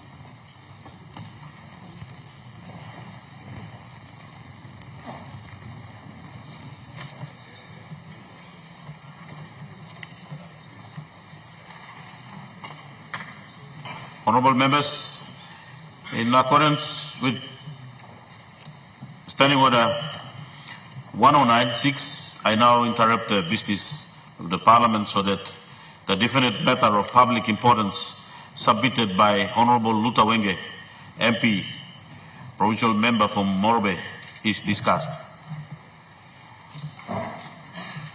The Honourable Governor from Morobe. Mr. Speaker, I say thank you for giving me the leave. Honourable Governor from Morobe, we have a point of order. Oh, point of order. The Honourable Deputy Speaker, I think the debate will be quite a few and we will go past 5 p.m. So could we review the time? Because we can't sit past 5 p.m. unless the Parliament.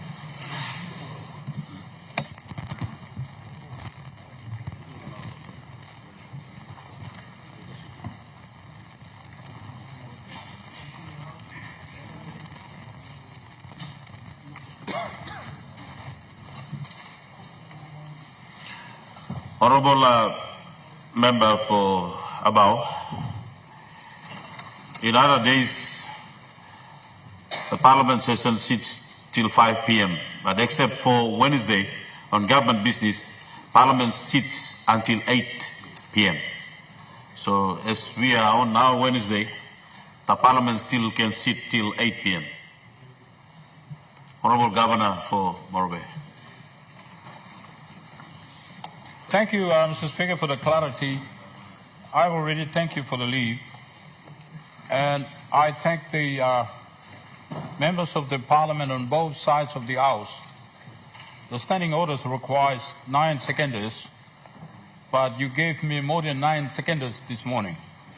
So I thank you, and I will hope that you will debate on this. Both sides of the House will debate on the matters that I will raise as a matter of public importance. Mr. Speaker,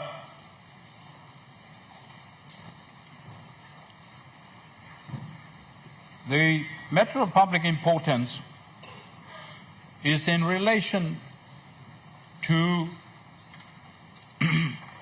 particularly on the state land, state leased land in the city of Lae, in the city of Port Moresby, and other cities, Mr. Speaker, throughout our nation. In short, I will read my submission, which I have transcribed later, but to put you in the picture, Mr. Speaker, is that many of the state lease which has been acquired, properly acquired, by companies, by government department in the city of, in the towns and city of Papua New Guinea, they have acquired those leases in, say, for instance, for education purposes, for setting up high school or primary school or whatever that may be. And same is true for health and others. And, Mr. Speaker, in relation to the company, they have applied to acquire the state lease to set up whatever business they may be.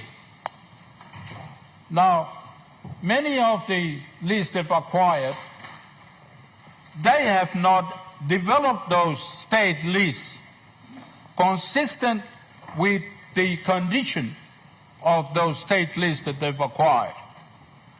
For instance, some companies have acquired those state leases. Unfortunately for some, they have been acquired by foreigners. They are Australian foreigners or British foreigners or whoever that may be. They have acquired them to put up businesses on that land, on that state land.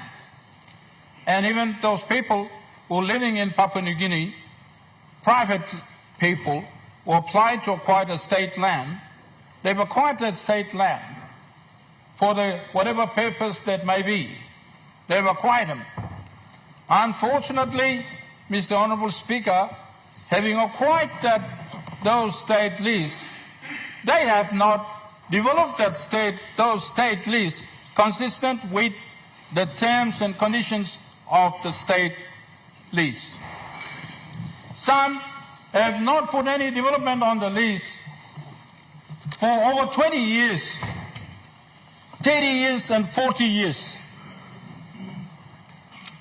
And when they do that, or the state lease is there, vacant, no development, our people, Mr. Speaker, Honourable Speaker, our people are people, we are not like other countries, like Australia or Britain or whatever. Our people are village people. Right in every part of Papua New Guinea, they are village people. Many of them have not been well educated. Only a few been educated. They come to the city of Port Moresby. They come to the city of Lae. They go to the city of Rabaul, Kokopo. Or they go to Mountain Hagen. They go over there in sense of employment, Mr. Speaker. And they're not like birds that they're going to live on the trees. They're not like a fish that they're going to live in the sea with the fish. They are human beings. They need to settle on the land. And when they arrive there, they find that no land, and they see a land not being occupied, state lease, and nothing has happened on that land. They go and acquire, they live there. For instance, Bushuwara in the NCDC, Bushuwara, or 9 Mile, Bushwara or Wanimwara? Bushwara. Bushwara. Oh, sorry, Bushwara. Bushwara. Sorry, Bushwara. Bushwara. They live on the Bushwara in the 9 Mile. This land. The land belongs to the of the New Guinea table birds, the main land holdings. Nothing has happened on this land. And our brothers from the Simbu, our brothers from Lycos, they come to reside on this land. And when they reside on this land, no complaint, Mr. Honorable Speaker. No complaint by the people who got the state land. They said, get out of my land. There's no such complaint. And they settle on this land. And they hand whatever they can hand, and some of them have built permanent infrastructure. National building, because they're still close to the town. They can get it. They build permanent infrastructure, value in thousands. They build them, some in millions. They put them. And the Christian people, they set up a very strong permanent church building, be it the Lutheran or be it Catholic or be it Papua New Guinea Bible Church or whatever church that we know. And having done that, they live for a long time, 20 years, 30 years, no complaint from the leaseholder. No complaint. And the leaseholder, after a long many years, Mr. Speaker, I don't know, whatever reasons belong to themselves, Tabigo go now. They go and get an order of the court to evict our citizen who come long way, please. It's a country in Blongol. No, you businessman, you want kind manta so Blongol. Or come long way, please. Or come make a living. Or come no Simbu. Or come long Yaramanda. Or come long Yanguru. Or come long Aitape. Or come long Pinchapen. Or come long Kabu. Or come long Daru. Or come long Kirima. Or come ya. Country in Blongol. Or say no come ya. And then the landowner, the state leaseholder, that is the leaseholder, Mr. Speaker, comes to this small land, get an order of the court, they evict them. They evict them. But these are people, Papua New Guineans, landowner, state leaseholder, I know you want something. On the ground, all comes around there. And the police force, police believe me, some of the police believe me, no sabe question him. When in this simple court, na, on the side of humanity. Time you rush them all. Or begin to buy go away. Or begin to come up here, or buy go away. Or find him out the old school is Savia. You rush him all by go away. Rush him house all by good sleep. Or by good sleep and up and you are. Do I have some people of piscine? Money not go to sleep and up and you are. Money would not be a Solwaran and by sleep long water. Instead Solwar one time all fishing about here. Or Marion about here. They got to live on the land, Mr. Speaker. Now, you may not consider him this plan, Mr. Speaker. Me big worry and me cry. Me cry and me bring him this plan metro public of importance come here. Because me Papua New Guinea man. Me no come man here. Me Papua New Guinea man. So you stateless, you can not develop him. So you not develop him. You not surrender him to release a background. Lands Department. Why you go on him start? You go on now, you see money now, you look at more people. This is not right. I'm not right with citizen, believe me. Also, I'm hearing this matter of public importance come. Lo you me talk to. And I'm the Murbe block. One example. Murbe block lo 9 mile. Ay, all Koyari, all Papua, Mr. Speaker. All Koyari, all Papua. Now Murbe been given all ground on Papua compound on lay. Murbe give them all. Oh, sorry, Lord Papua, you know, got ground us all like finding employment or steam seal for when something on lay. Now Murbe give him ground there. All over the Papua. You know, Kelemata, so all over the Papua, Koyari or Goyalao, Popundetao or Provincia. Murbe give him all there. Also now, all like back now, only give him ground on Tavia. Bring you the state or one him so, or give him all there. Or Koyari talk. State in the walking on something and doubles per ground there. You give him there. Now, Murbe sit down on Tavia. That's why you know Murbe, that's what sit down, please, Honorable Governor. Now, Honorable Member of Northwest, Prataplo Milon John, Northeast. One Murbe Krab, the Maritime, one in Wabekia. Murbe Krab, the Maritime Taria. Murbe Maritime Sipikia. Murbe Maritime Keremaya, Samarai. Pobundeta, Maritimol. Now Murbe block in a Murbe block. Name Tasso Murbe block. Tasso true, Papua New Guinea block. Papua New Guinea block, yeah? No, education department, sir, come the issue not awesome. No ground you play move. Yeah, but you know putting one something on the ground, eh? You're going to sleep on the rights for you, huh? On law will talk you sleeping on your rights. Stop, yeah? No, Murbe, Wabek now. We said all last week, we said you can't put him road or in a house here. You won't even send down no one. Or treat him all now, but route him all. Let me talk how comes. How comes. No, route him all. Leader of Papua New Guinea, you must talk. You must talk to find him way, no help him all. Now, me not to talk plandy. Can't I? Minister of Lands. You might talk. We got 2 minutes to start. You better talk. That's what we like him. You think this matter very seriously. Very seriously. We got a recommendation from me start inside on this paper by me asking speaker on by incorporating. He go inside no answer. That's what we like him speaker, we like him minister, you take action. Take action on this plan.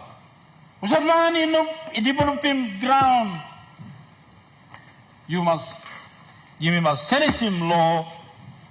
Suppose you supposed to put in one kind of development, under the ground, you know, make him, it must be automatic termination.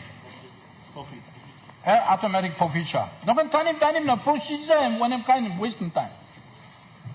Automatic termination. So this is something. Now long more be block, Governor, you brought up me. That's what I leader belong people. Me like asking you, suppose you hold him title. You might give him all Murbe now. You give him Murbe Development Corporation. Me like buy him now, me talk. Because all Murbe come, by you not city want a white man not top down. All legally man, all come find him walk or look him when him country or Tambuna, one married come. Always city belong Murbe block. Also, me come asking you, you sell him this ground. You sell him this ground on Murbe, me like buy him. Me like buy him. Because, sorry, Governor, I'm not going to feel him offended. I must me to talk. Now you want him, John? Sorry, member for Northeast. Me and must read to play. You play long bush water. If you come up long end, you play taking steps. Let me not talk, thank you, Prime Minister, Honorable James Marabe.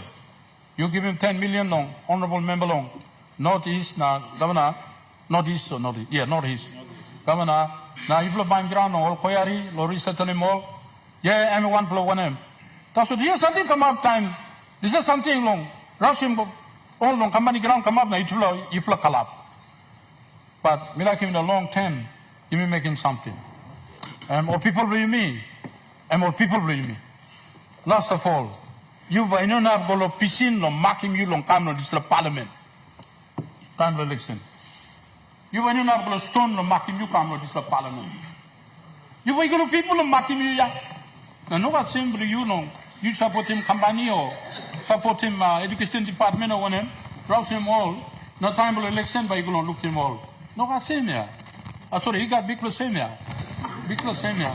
Also now we need to take steps. To finish up, me stop all Sam, Mr. Speaker, me got recommendation or something start long. Paper. Also now me like him give also believe by incorporate him going answer. But me like him also me play opposition and government. You play talk now, you may find him way. Because we are talking about our people. Our people. Lifelong people you me. All Papua, also Mari you me. Honorable say Mari you me. Honorable Governor, minute lo talk finish. So you ask him leave lo parliament, lo write him, lo incorporate him talk lo you go inside. All right, me Salimikam. Now thank you, Mr. Speaker. You stopping me right lo time. By a lot of floor by simply floor by talk. Thank you. Honorable Governor, by you ask him leave. Me ask him leave. Sorry, with due respect, me ask him leave lo me by asking you to put him to spell and sit. Is leave granted? Leave granted. Honorable Deputy Prime Minister. Thank you, Mr. Speaker and Honorable House. Me join him lo when I'm sukurim talk blo Governor blo me we bring him this like important something come na me talk na clarify him lo this a very important issue. This like issue am big sensitive issue. I mean fact him lo life blo legally man marry plenty online. It's been an issue that's been there for a long time. But Mr. Speaker, I'm going to clarify some of the facts now. You may look law, this law. Law side law. Law Lands Act, yes. You got law, you talk. That's suppose develop him state land within 5 years. Power, rest law minister or his delegated representative. Law forfeit him this land. This law power and plenty time. Minister, myself, maybe I've been exercising, lo forfeit him this land, where line him ground, na develop him. So law is stop. Say me no got law. The law, if I may quote, from the Lands Act, forfeiture of state lease, under section 122 of the Lands Act, the minister may, by notice in the National Gazette, forfeit a state lease, plus all the covenants in it. Too long to go into details. But all the land title I'll give him, he's got covenants or description, he stop inside. By law, he stop inside lo this a state lease title. Now this like issue lo plenty of line, ikisim bagarap, lo eviction, lo kind places of buswara, lo nap lahap. Me sympathize on the disla. But as a minister responsible and a state minister, we must also explain him that Lodisla, plenty all this lease. Been forfeit, Sampla been forfeit, but he been stopped now lo award him before lo time lo mi plalo here. It was prior to 2019 that when this government took place. So it was 15 years, 20 years or something he been seen down. Plenty all this state lease is seen down land and before. Plenty blow this state lease, for example, lo buswara, and Namban Supa ibn Kisim. Namban Supa stop lo this la court case for about 12 to 13 years, all stop court lo this la court case. All Kisim court, even after lands minister, he forfeit him, all Kisim court, he go in up last year, all win him court, lo Supreme Court. All win him court, lo Supreme Court. So even as the lands minister, you cannot beat the power of the Supreme Court. Have instructions, the order of the court. That's why number one super, he win him this like case, and our hands were tied, and number one super work him this like eviction. So government had to follow the rule of law. And the rule of law was done, and the orders granted by the Supreme Court. In that case also, Tayumi talk of police use him. Police are obliged to follow the orders of the court. So the police follow that. So there is no fault on the police also. Let me clarify this. So we were restrained from helping online example lo dislap lo namban supa na sampla mo hab tu. But lo disla government blayumi mipla bin tok watem NCDC na good member lo Mosby notice the Honorable John Kaupa and mipla try and best lo mipla even up to the last minute. The governor want a member Honorable John Kaupa were very instrumental in trying to help me assist online lo buswara. Mipla try and organize best possible way of finding alternative solutions. Me commend him, Governor, and me commend him, Honorable Kaupa Lodisla. Up until the last minute, so we had to look for alternatives, Mr. Speaker, because you say all people blame me too. And Mipla sore longol. So Governor NCDC, na Honorable Kaupa, Mipla wakwantem, na Mipla find him alternative land, lo assist him, planting Lodisla displaced line. And yes, Mr. Speaker, me admit him that you make a big problem of urban settlement in our urban peripheries of our cities and towns. And big problem true. And yes, me admit him, government, since independence, has never actually built one brand new suburb for our little people. Yes, I admit that. But the thing is, in the last 2 years, we have now tried to rectify that, Mr. Speaker. Mipla Stretim Disla, government has put 150 million kina aside.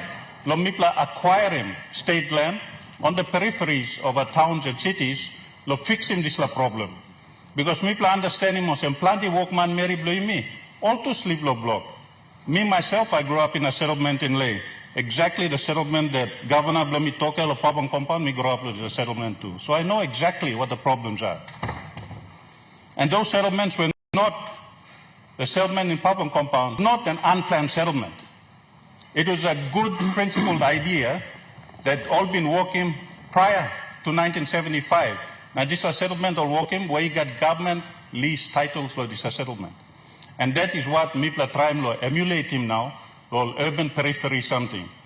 Now time Mipla working all urban peripheries, Mipla must sit down on the Papa ground, especially lo cities like Ley, or Line Blomi lo Ahi, now also, online mipla lo motu koitabu na koyari. All two, time mipla like si ground law, mipla mas kisim lo good plaway. Mipla mas halbi mol, straight him tok wante more. Plenty line, all tok lo compulsory acquisition. That Minister for Lands, as myself, the incumbent minister, plenty time on the compulsory acquisition.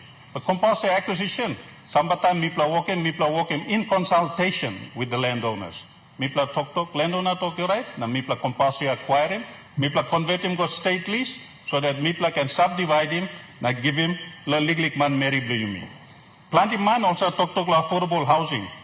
On a clear good lo one something affordable housing. You got affordable housing lo middle class people, you got affordable housing lo liglik man Mary Bluyumi. And that mipla try as government, Mr. Speaker, lo bring him this la price, lo affordable housing he go down. You know, one place plus something. Lo bring him affordable housing down. First of all, you must acquire the land. Mr. Speaker, you must acquire him land ya pasem in consultation onto all traditional landowners. Because government state lease in our towns and cities have run out. Plenty have run out. Government state leases, we only own 4%, Mr. Speaker, 4% of the total land mass in Papua New Guinea. We have to grow that to allow to build new suburbs, Mr. Speaker. Now also, bring him by agriculture and agriculture development. Land is the basis of all development. And for a country to prosper, we need to acquire more land. And that is something we have to do in close consultation with our landowners. Mr. Speaker, you mix him all this ground, plenty months I think, and easy that's all, you subdivide him ground. Now you give him ground no man. You go cut him the block, now give him. Not so.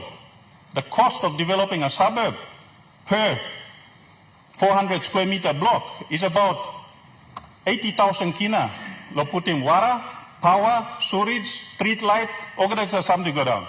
You know, block a cutting block that's all. Survey fees, no something. So if you want to develop, say, a hectare, 1 hectare of development, you put the power, water, storage, or something go inside. Lo disla emba cost him close to 1.6 million. Lo you see 20 pla allotment as all. Suppose you like him 100 hectares, emba cost him government 160 million kina lo developing a building infrastructure lo disla development. So it is a big complex issue that government, or say you me government sit down here, needs to address so that our people all can sit down a good block na something. Government, talk us all. Last year, after our insistence, Namito thank you lo Parliament, lo approving this 150 million. This 150 million now, and me plus start, lo acquisition, lo township, lo Najab, me plus start, lo work in cohesion, want to align lo Tuhava, align lo Laloki, na sampla napla hap one time. Me plus le bring in price, lo suburbs, price lo allotment, Mr. Speaker, it come down. So that all legally man Mary can afford him to go inside the one house. You may try to bring it come down, 20,000 kina or 30,000 kina, so legally line you can work him. The perfect example, Mr. Speaker, we are doing one in lay, but I would like to commend Governor one time, Honorable Kaupa. Honorable Kaupa has gone out of his way and building more subdivision, want the legally help, Blomipla Law Lands Department, Mipla give him 10 million kina. Mr. Speaker, tami plaharam disla issue blo buswara come up. Plagim 10 million kina go finish la NCDC. Na Honorable Kaupa, na mipla now bahal bim now pla 20 million kina. Lo put him, give him lol. Lo give him the one individual settlers or kind something or some. Because you cannot encourage illegal settlement on land too. You cannot encourage illegal settlement on land too. So disla and build him infrastructure, roads, put him in street lights, put him on something. Lo try and help him so you can subdivide him. Now you can try and give him one title. Lol walk man Mary usadi walk lo town na city blue yumi. Lol man comes in now nothing antap. You must realize him also that we are a nation that enforces laws. You saw ground blue too. No one go see now nothing antap lo ground blue nabla man. Let's kanagabli you but you go see now nothing lo ground blue nabla man. Must use him head too and one particular something. Use him head. Sinon, lo ground when clear lo encumbrance. Kisim toksawa lo papa lo ground. Suppose I'm customary landowner, kisim toksawa lo customary landowner. Suppose I'm state land, Mr. Speaker, kisim toksawa lo government or apply lo title na kisim. You no na go sinon natin na lo ground. Me too no na go sinon lo ground lo na man. So those are very important things. While Mipla trying to straighten this as something, Mipla realizing this like issue that for the last 10 years, for the last 20 years since independence, had good brand new planned suburb of Papua New Guinea. So last year, Mipla start finish, Mipla allocate him 150 million. And that is now work in progress. That is now work in progress. La Mipla le subdivide him, ground, na suburb, inside lo Lay City, inside lo Kokopo, inside lo NCDC, na Bampla work close to one time all member of Disla Hub, especially NCDC, which we have worked with, especially with the NCDC governor. Na inside lo city blo miet lo lay to Mipla work one time. Lo Kokopo, lo Rabau, and Mipla now have him last land board meeting. Lo Mipla straight him all title, close to 200 to 300 title. But Prime Minister, but give him lo line Blumi, been displaced lo Rabau. Bol kisim this title after 40 years, Mr. Speaker. Lo city blomi lo lay. After 40 years, line blomi lo Bumayong, line blomi lo Ten City. Time me come up lands minister, me give him close to 1,000 title long all. Title that they have not had for the last 40 years. Me commend him again, Mr. Kaupa, Honorable Kaupa. I'm straight in planning blongam, lo 9 mile, 9 billion nice for police station. I'm straight in housing, now first 200 title blow. And I think Mipla give him finish, working in conjunction one time. Honorable Kaupa, the first 200 residential titles, and Mipla give him finish. The number one super development, and by Sablo Buswara, and by building another 4,000 houses for middle income earners. You may talk affordable housing and affordable or middle income earners. We need to find affordable alternative solutions for lower income earners. All can earn him 10,000 kina or 20,000 kina one. So government is looking at all of this, but for the law, I agree with my governor. There are laws in place. We do not need to make new laws. Plenty of forfeiture, that people working forfeiture longam, law plenty half longam, all this law line, or win him state lease longam, through the lands board. You know, ministers are giving this law, all title. This law title, law give him 15, 20 years ago. All carry me go to court, now me court want them all start, or after forfeiture. You saw a man kisi title finish, now you go look sim back lem, em no na bisi das or give back, em ba court him you too. So now me plus stop enough, I think 30 or 40 court cases, now me plus stop on them. Me sympathize when the plenty of line family all sit down inside all this block, and I will do my best, Mr. Speaker. I assure you that this government will do its best to try to find alternatives, look for solutions, and try to put roofs overhead for our little people on the streets. I sympathize with them. Mr. Speaker, I would like to emphasize that next year onwards, we should do more for building infrastructure, not just acquiring land. We need to do more, and I also concur with the good member for Hiri. He has some great ideas that we'll work together and try to fix for land in Papua New Guinea. I look forward to having an audience with him very soon. So we can sit down and work together. But this is something Very soon. Mr. Speaker, I think I'm to solve me clarify legally law when I'm plenty blue you mean. I hope that satisfies our viewers and gives assurance to our citizens in Papua New Guinea. Thank you, Mr. Speaker. Honorable Member Blo Hiri Koyare, then become long you noticed. Thank you highly, Honorable Speaker, for the privilege to address this Honorable House on this most important issue of concern. And I will not labor the issues relating to Bushwara, and the subject matter having been discussed at length and quite adequately by those who are familiar with the facts pertaining to this issue. But that Bushwara situation, Honorable Speaker, is a classic example of why there is an absolute necessity in looking into innovative formalization or management of land as a very close asset, close to the heart of the people of Papua New Guinea. And whilst I also concur with the views of the good Minister for Lands and Deputy Prime Minister on the implementation or addressing these various issues of concern under the current legal regime, there is a slight difference in views, in my respectful thought. Now, before I continue, I must thank the good governor for Marabe Province, Honorable Luther Wenge, for raising this issue of high importance and bringing this debate to the fore. Now, Honorable Speaker, I think we need not go very far in this thinking, but we should start from the Constitutional Planning Committee's report when we discuss sovereignty and the welfare of our people of Papua New Guinea.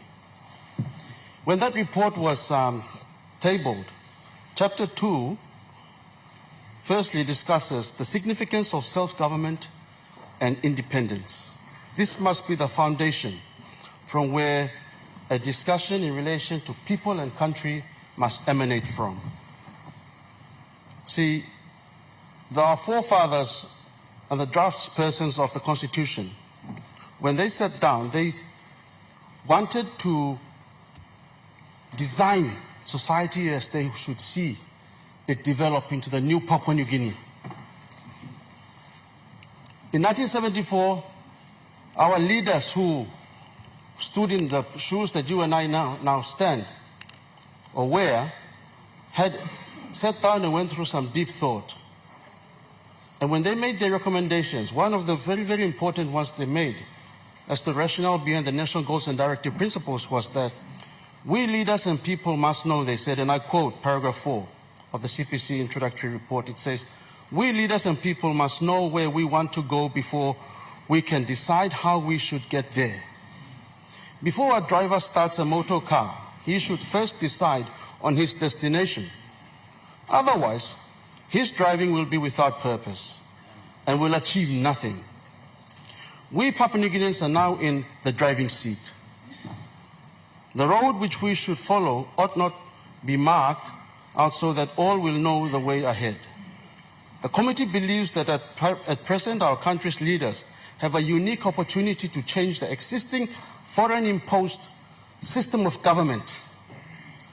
I repeat, the committee believes that at present our leaders have a unique opportunity to change the existing foreign-imposed system of government, which is widely recognized as being inappropriate to our needs. This opportunity must be firmly grasped. As they saw back then, and whilst constitutions are designed to address tensions of any given time and place at any space of time, our unique constitution was developed so that it would be timeless.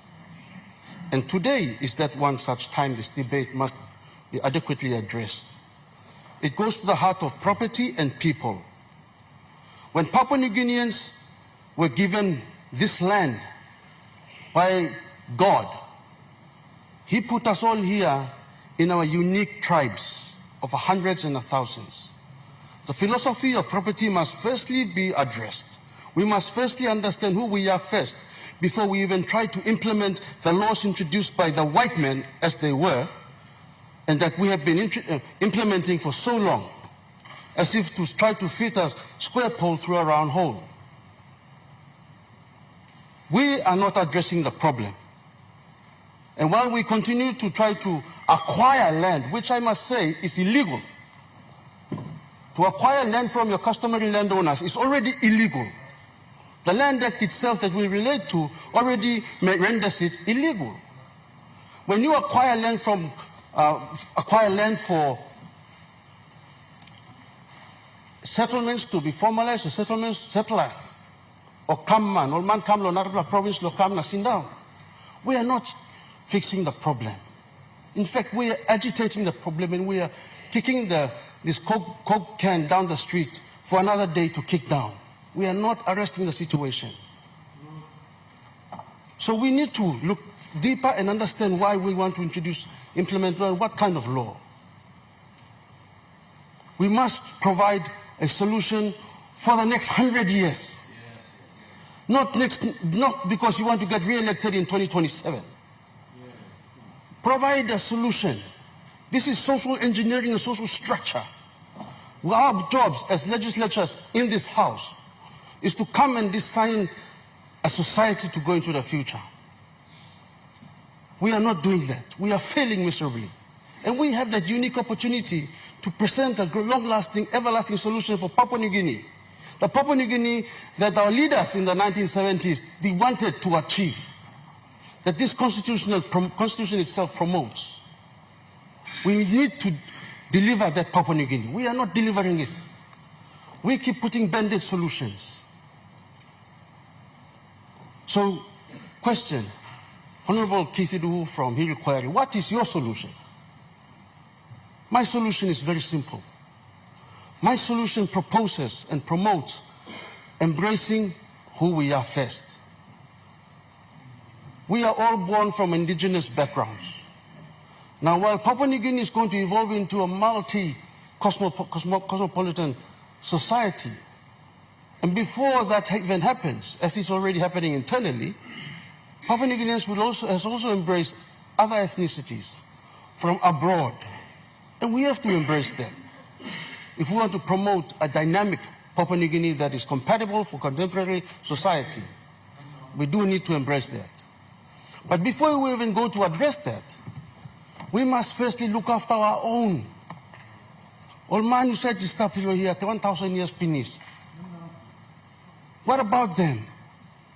What about our moms and dads who want to have a fighting chance? What about the reason why they firstly moved from the village to come and stay in the peri-urban centers of Port Moresby? What about them? What, we formalize a suburb and call them that we think we just fixed the situation? I think we should not just do that. There should be a two-pronged approach. One, we must promote the thinking of empowering our people, our indigenous people. So this is not just a situation that will address Port Moresby or Lae, or Mount Hagen, or Goroka, or Town Tasso. It immediately addresses where our people reside in the village. If we formalize, and the word is formalization, if we formalize by legislation our jurisprudence or our way of owning property into structures, into law, then you are not only curing a solution, but you are empowering your people to gain access into the future, into wealth creation. Right now, we have become, in the last 40 years, Papua New Guinea has gone into this trajectory of creating authorities and legislative corporate entities to go and acquire land and buy land using and compulsorily acquire through the Land Act, Land Tenure Conversion Act. Now, Land Tenure Conversion Act was introduced by the colonial administrators to create, in their mind, in their view, they were providing a solution. They provided this, they thought they were providing a solution, but they were introducing a big problem. This is why somewhere down the line in the last 20 years, 15 years, incorporated land groups were then introduced, adding problem on top of a problem. The solution is this. I'll be very quick. By legislation, we should create 2 registers. And these solutions are provided in the alternative government's future, the policy paper that we have presented. It talks about creating 2 registers. One is a register of people, but more particularly a register of clans in this country. Our tribes must have a place in the eyes of the law. Right now, we do not even have that. You clan or you group or some you family group or clan, you do not go to bank na kisim luksawel or sampla money too, because you don't even have a legal personality. So we create legal personality for all our clans in this country. You may get a man sit down in his house unless you are adopted, introduced into a clan society. We all belong to a clan, correct? And now. So we should have a clan identified under the system that I think we are calling the NID. Go further and create legal personality for the clans. Then the clans, each clan in this country, the country, one single different unique nature of being a Papua New Guinean. Thank God I was born in this country to be a Papua New Guinean. Me born time, me got ground penis. Me no got need like some university degree or any lo go na some book na buying go na buying ground. I am born with wealth. I have land. No got man register land, no got ground. Everybody has land, or at least has access to land.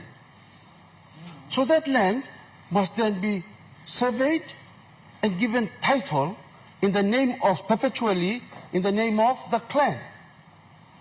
Of course, that is not bankable. But what is bankable is a sub-interest which you will create out of that title. In a homogeneous system, it's called. This is not just a thing thinking of Kitty Duhu. I didn't just wake up and this thing came out. I remember. Yes, sir. I'll minute blue talk and finish. So when we finish him here straight. He got way and he got solution. They got way and a solution where you can find him answer long him. The second solution is this. When this is provided, the new alternative government, if not given an opportunity in this regime, the 11th Parliament has a great opportunity. My point is this. We are sitting in a time bomb that's going to explode anytime soon, and it will keep exploding unless you arrest the situation once and for all by legislation, by carefully thought out legislation, architecture tailored specifically for Papua New Guinea. As Papua New Guinean, I submit these very brief thoughts. Thank you.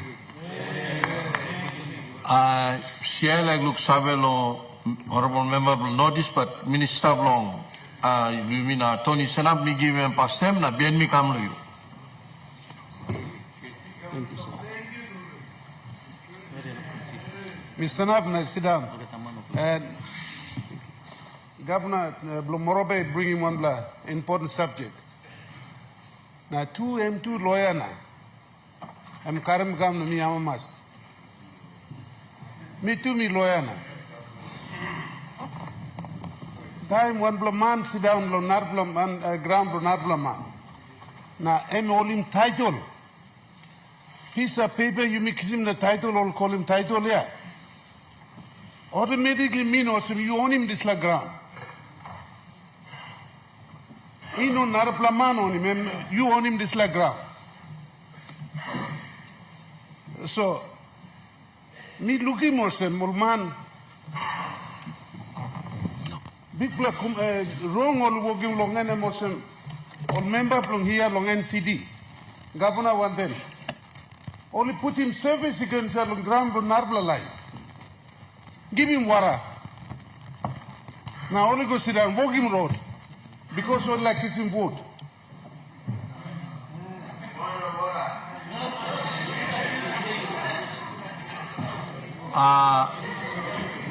You make a point of order, what am I point of order, Honorable Member must be noticed? Mr. Speaker, I want the Honorable Minister to withdraw his statement because we are not here for political reasons, but it's a national government policy. Whoever owns the state land, all own him finish. Without knowing that it's a state land or it's a customary land, people come and stay on it. So now it comes to light that, oh, this is a customary land, this is a state land. So me and the governor, we are trying to implement a national government policy to make settlement to sovereign. And we are not promoting that one in the city as we passed the resolution in NCDC. So Minister, you withdraw your statement saying that, oh, this is for political reasons. They have been there already. Mr. Speaker, I want the minister to withdraw because it's not for political reasons. People have been there already. And they don't know whether it's a state land or not. Thank you, Mr. Speaker. Honorable Minister, statement long Honorable Member must be noticed and be true. So you withdraw the copy of political reason. All right, Speaker, you talk all right. Me kamatim the soul. And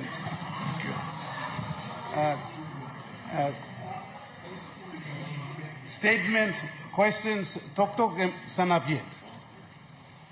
Time you got title, Mr. Speaker. You own him this like ground. Now you don't grumble you. Narbla mani ko put him out so go sit down and this like atu na go lo court na kisi mo na this like me atu. Grumble narbla man mas respect. You know can put him house or go sit down and now in this land place Lumina you claim over it. This is totally wrong. What is right is right. We have to do beyond him law na passive. So please me like ask him or some you must check him title. And we said on him this like ground. Now you may fight till you come here. Now look him this like Parliament sit close to the settlement. Threaten a member's life. You cannot freely walk up and down. They are threatened. Our people go stay there, but they illegally staying there.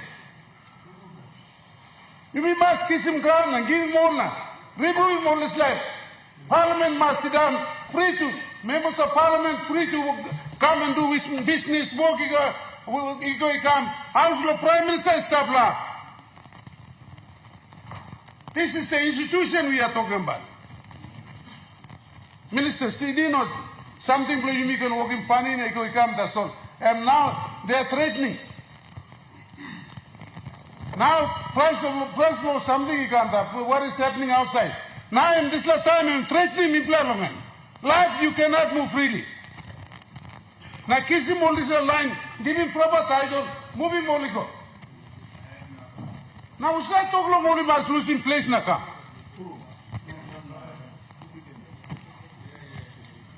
Time only can start yet. We start talking in this life. How do you have time to move in this place? Honorable Minister, you may get Narbla point of order can. Honorable Governor belong NCD when I'm point of order blue. Me like Minister, I'm withdrawing the Satoko, so Satoko come to place. Planting line inside the settlement must be only employed long, public sector or private sector. For example, now 8 months we can talk you speaker in parliament or some you got online or work law, ICT department or work all sleep long up, all police too sleep long up, all teacher too sleep long up. So all man come nothing unemployed. So you put in this debate in context so and fail all side. Talk long minister AG every right, but you got asked to now man Mary go sing ground nothing. You give me a chance, speak up behind time, let me explain good. Thank you. Rausim this laptop. Honorable Minister.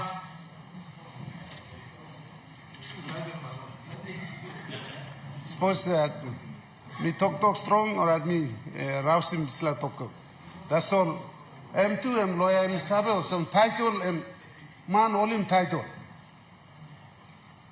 Won't bang by demanding. They must, this passing, you mean on Bianin, and you mean Bahrabin country. You kiss title, you stop good, you mean must be an road, you mean must be an rona. You mean that road is stop long and you mean must walk him straight, something. Now, otherwise, you mean walk him nothing ikona. All Narbla man kiss him place, come inside, threatening, and this line no straight. You mean must be an passing. All losing place or at line to me black come down. Easy way to talk to one the more like kiss him ground next time. It no can settle him nothing. Settle him now. Me like me put him development. You know na put him development. All man talk me stop on the slab na him ground blow me na claim him na. He come this line no straight. Governor, please take him serious yourself. You must kiss him all and put him on good place. Government can ban and you know me commending member must be noticed and working good plan. Okay, now you can rouse him all this line more of a block too. If it means for them to go, they have to go. That's the education department there. So you must give him an easy long, rouse him all, give him money now. Bag Narbla ground and give him all carton block and give him all, put him in infrastructure or some roads, power line, all this line, and you must give him all. And ground Narbla line. System you must first only kiss him. Only kiss him when him. Only talk your right, sit down long him, only can sit down. That's all. No God. So my point is clear. You must kiss him title like Mr. He got money on him ground long and some like me are also this lab only kiss him title like developing me only not developing. Simply because all money start. So you must behind him system na passing. And passing you may make him M by now. Now you may talk long and M by you must think good na talk. Please you may all members lawyer no can defend him. Ground Narbla line. Legal line. One individual got the title. How can he fight? How far can he go? I mean, like, you will put him, threatening him.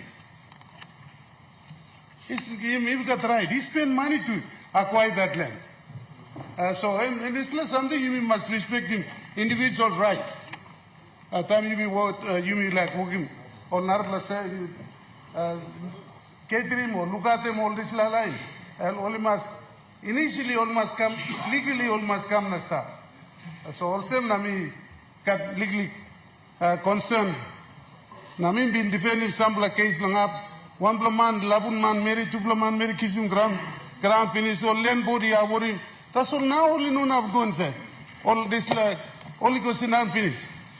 So these are cases where this is happening. So, Mr. Speaker, me raise him that so long time. If me talk on ground, please consider this individual title holders right. Thank you. Honorable Member must be noticed. Speaker,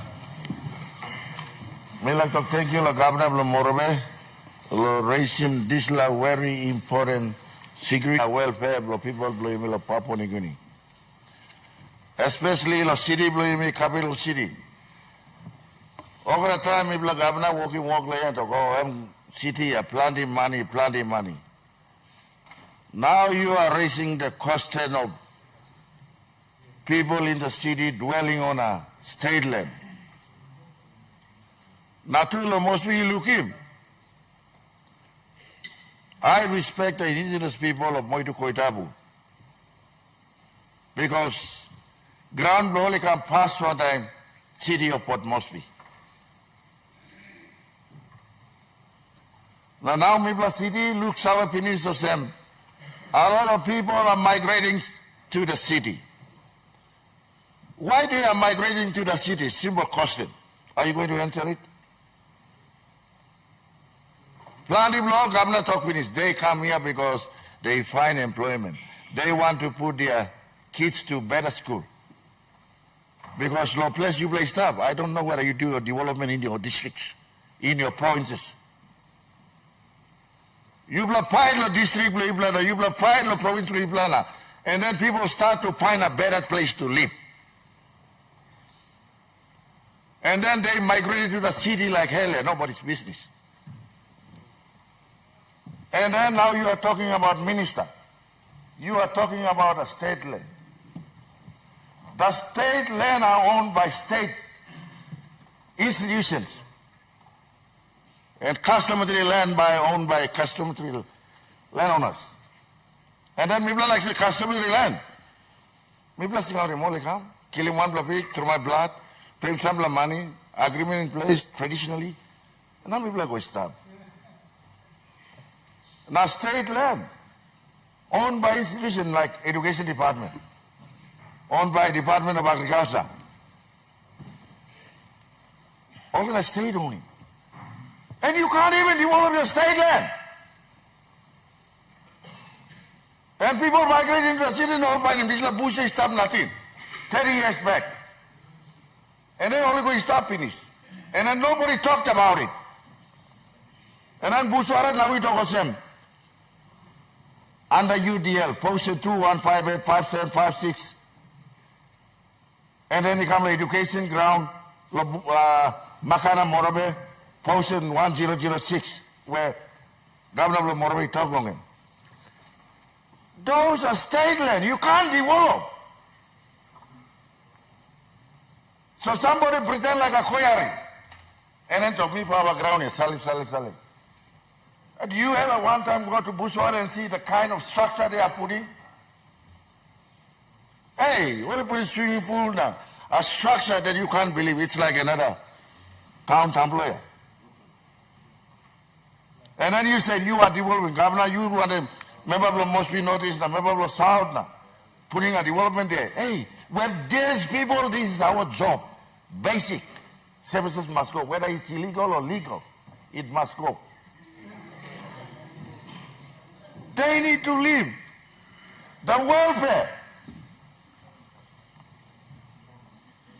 So if you are on a state land like Bushwara or education, posted in 100, more than 20,000 people there, how are you going to remove it? Tell me. Honorable Member of the Northeast, you will cross the minister through Mr. that Speaker. chair. Through that chair. I mean, I'm too emotional, but they created a job for me in the city.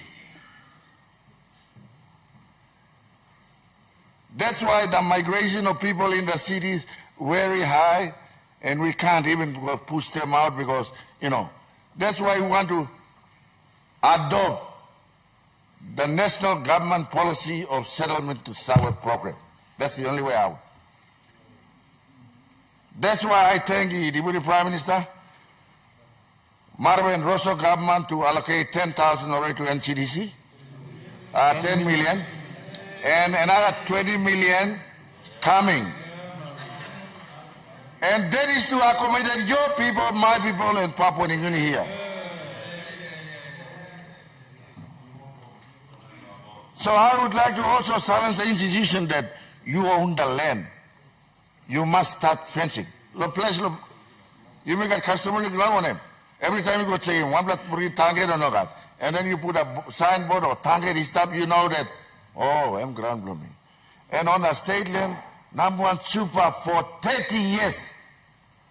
You know, one time put a signboard there that this is number one super. Under the UDL,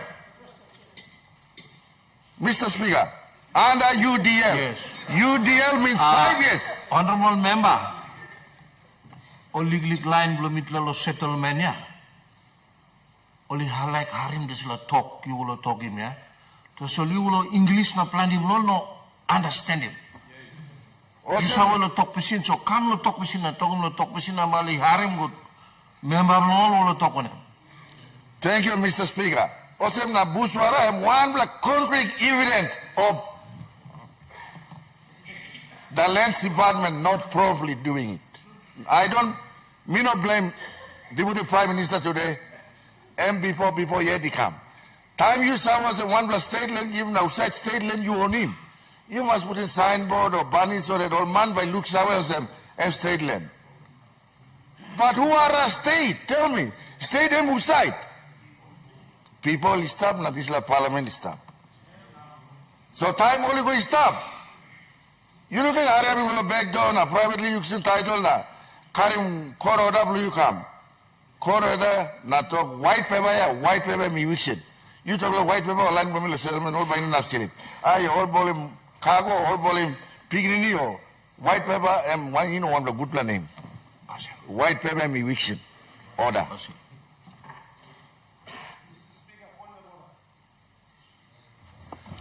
You make a one point of order. Honorable Minister, one point of order, you. For Member of Parliament to speak, court order is a white paper aiming on good plan. Order is an order.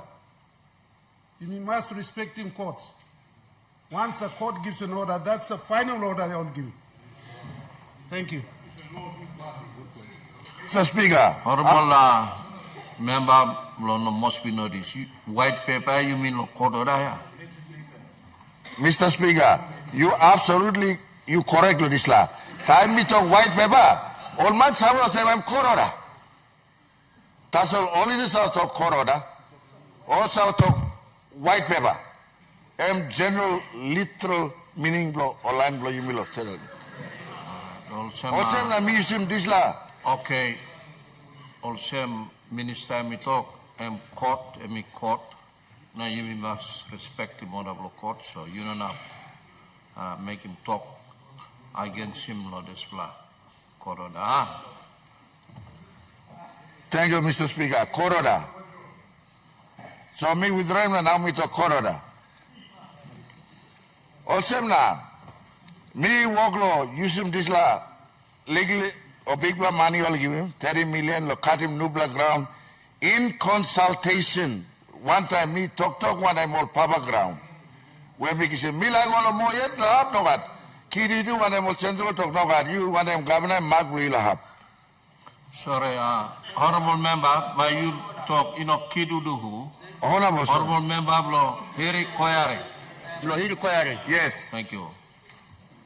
Was by Suru or ground blow people blow me. You will take. Thank you, Mr. Speaker. I withdraw that. Honorable member Lohiri Koyari. Also, na mibla tram la line him online lo legally have customary land where mibla got long end. Me cut him 62 hectares finish, 86 hectares finish. Now me put in tender or normal process blow public funds. So expression of interest you go out lo contractor come, and then by working settlement to suburb, road you go inside where power by go, water by go long end. Now by start of next month, by block number. You go to the Lands Department, me walk one them all, at least 62 hectares, but make it close to 900 to 1,000 title. Now you go down 8 months, I mean by start law, put him all man. And Mr. Speaker, on that note too, me like talk sawe to the plural parliament that me blind CTC now, me blind a promoted settlement. Uside line blue establish CD, lo state land, or uside establish hub where he got eviction exercise. When we walk him, so that we must have a reserve land. Also now we walk him. So that we start na we blab him and must put him straight lo one him up all by go. So now this exercise we walk him stuff.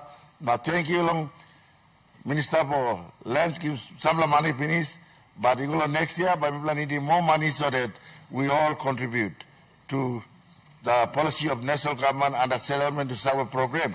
Mibla mas exercise lo city lo here pastime. So lo talk lo napawa governor lo morbe, me been right finish, you go portion 1006 more than 20,000 man staff. So honorable member, hereby interrupt you now. And timely will talk finish. Now also all honorable members, me understanding this issue and one important issue. Now you may all like discuss na talk long end. No good minister must get one time where you must bring him one paper come about him this issue. Now you can discuss more at long end. And now talk all discussion in pass of this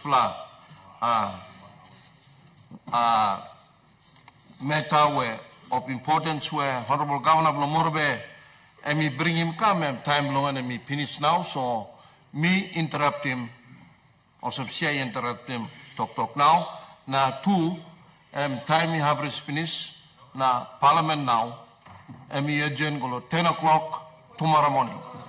When I'm point over you. Also, Wednesday government business, so you mean by Sinan going up 8 o'clock. People like debate lots like issue too. A very important issue.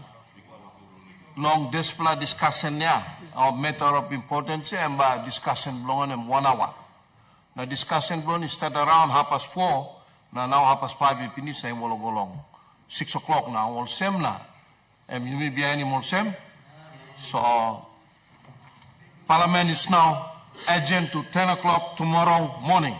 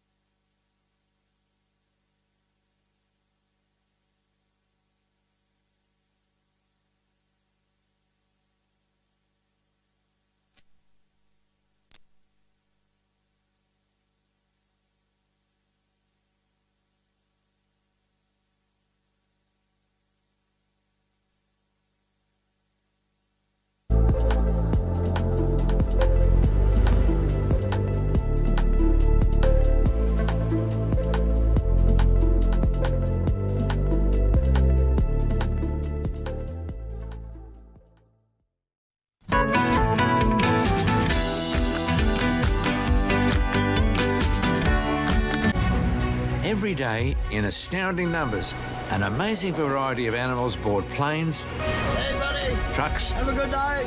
and trailers to travel. Good boy. Follow every journey from the preparation I'm sorry. Thank you. They'll be fine. to the tears and joy on arrival. Animals Aboard, 10 p.m. tonight, right here on the #1 to watch, EMTV.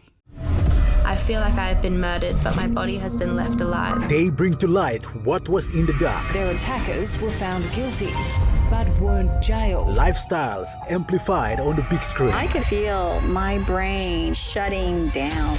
The evils of a secret war. This is 60 Minutes. Watch 60 Minutes, 9 p.m. Sunday, right here on the #1 to watch, EMTV. EMTV presents Vocal Fusion Season 11 2024. The Top 6 airs this Sunday at 7:30. Stay tuned to your #1 to watch, EMTV.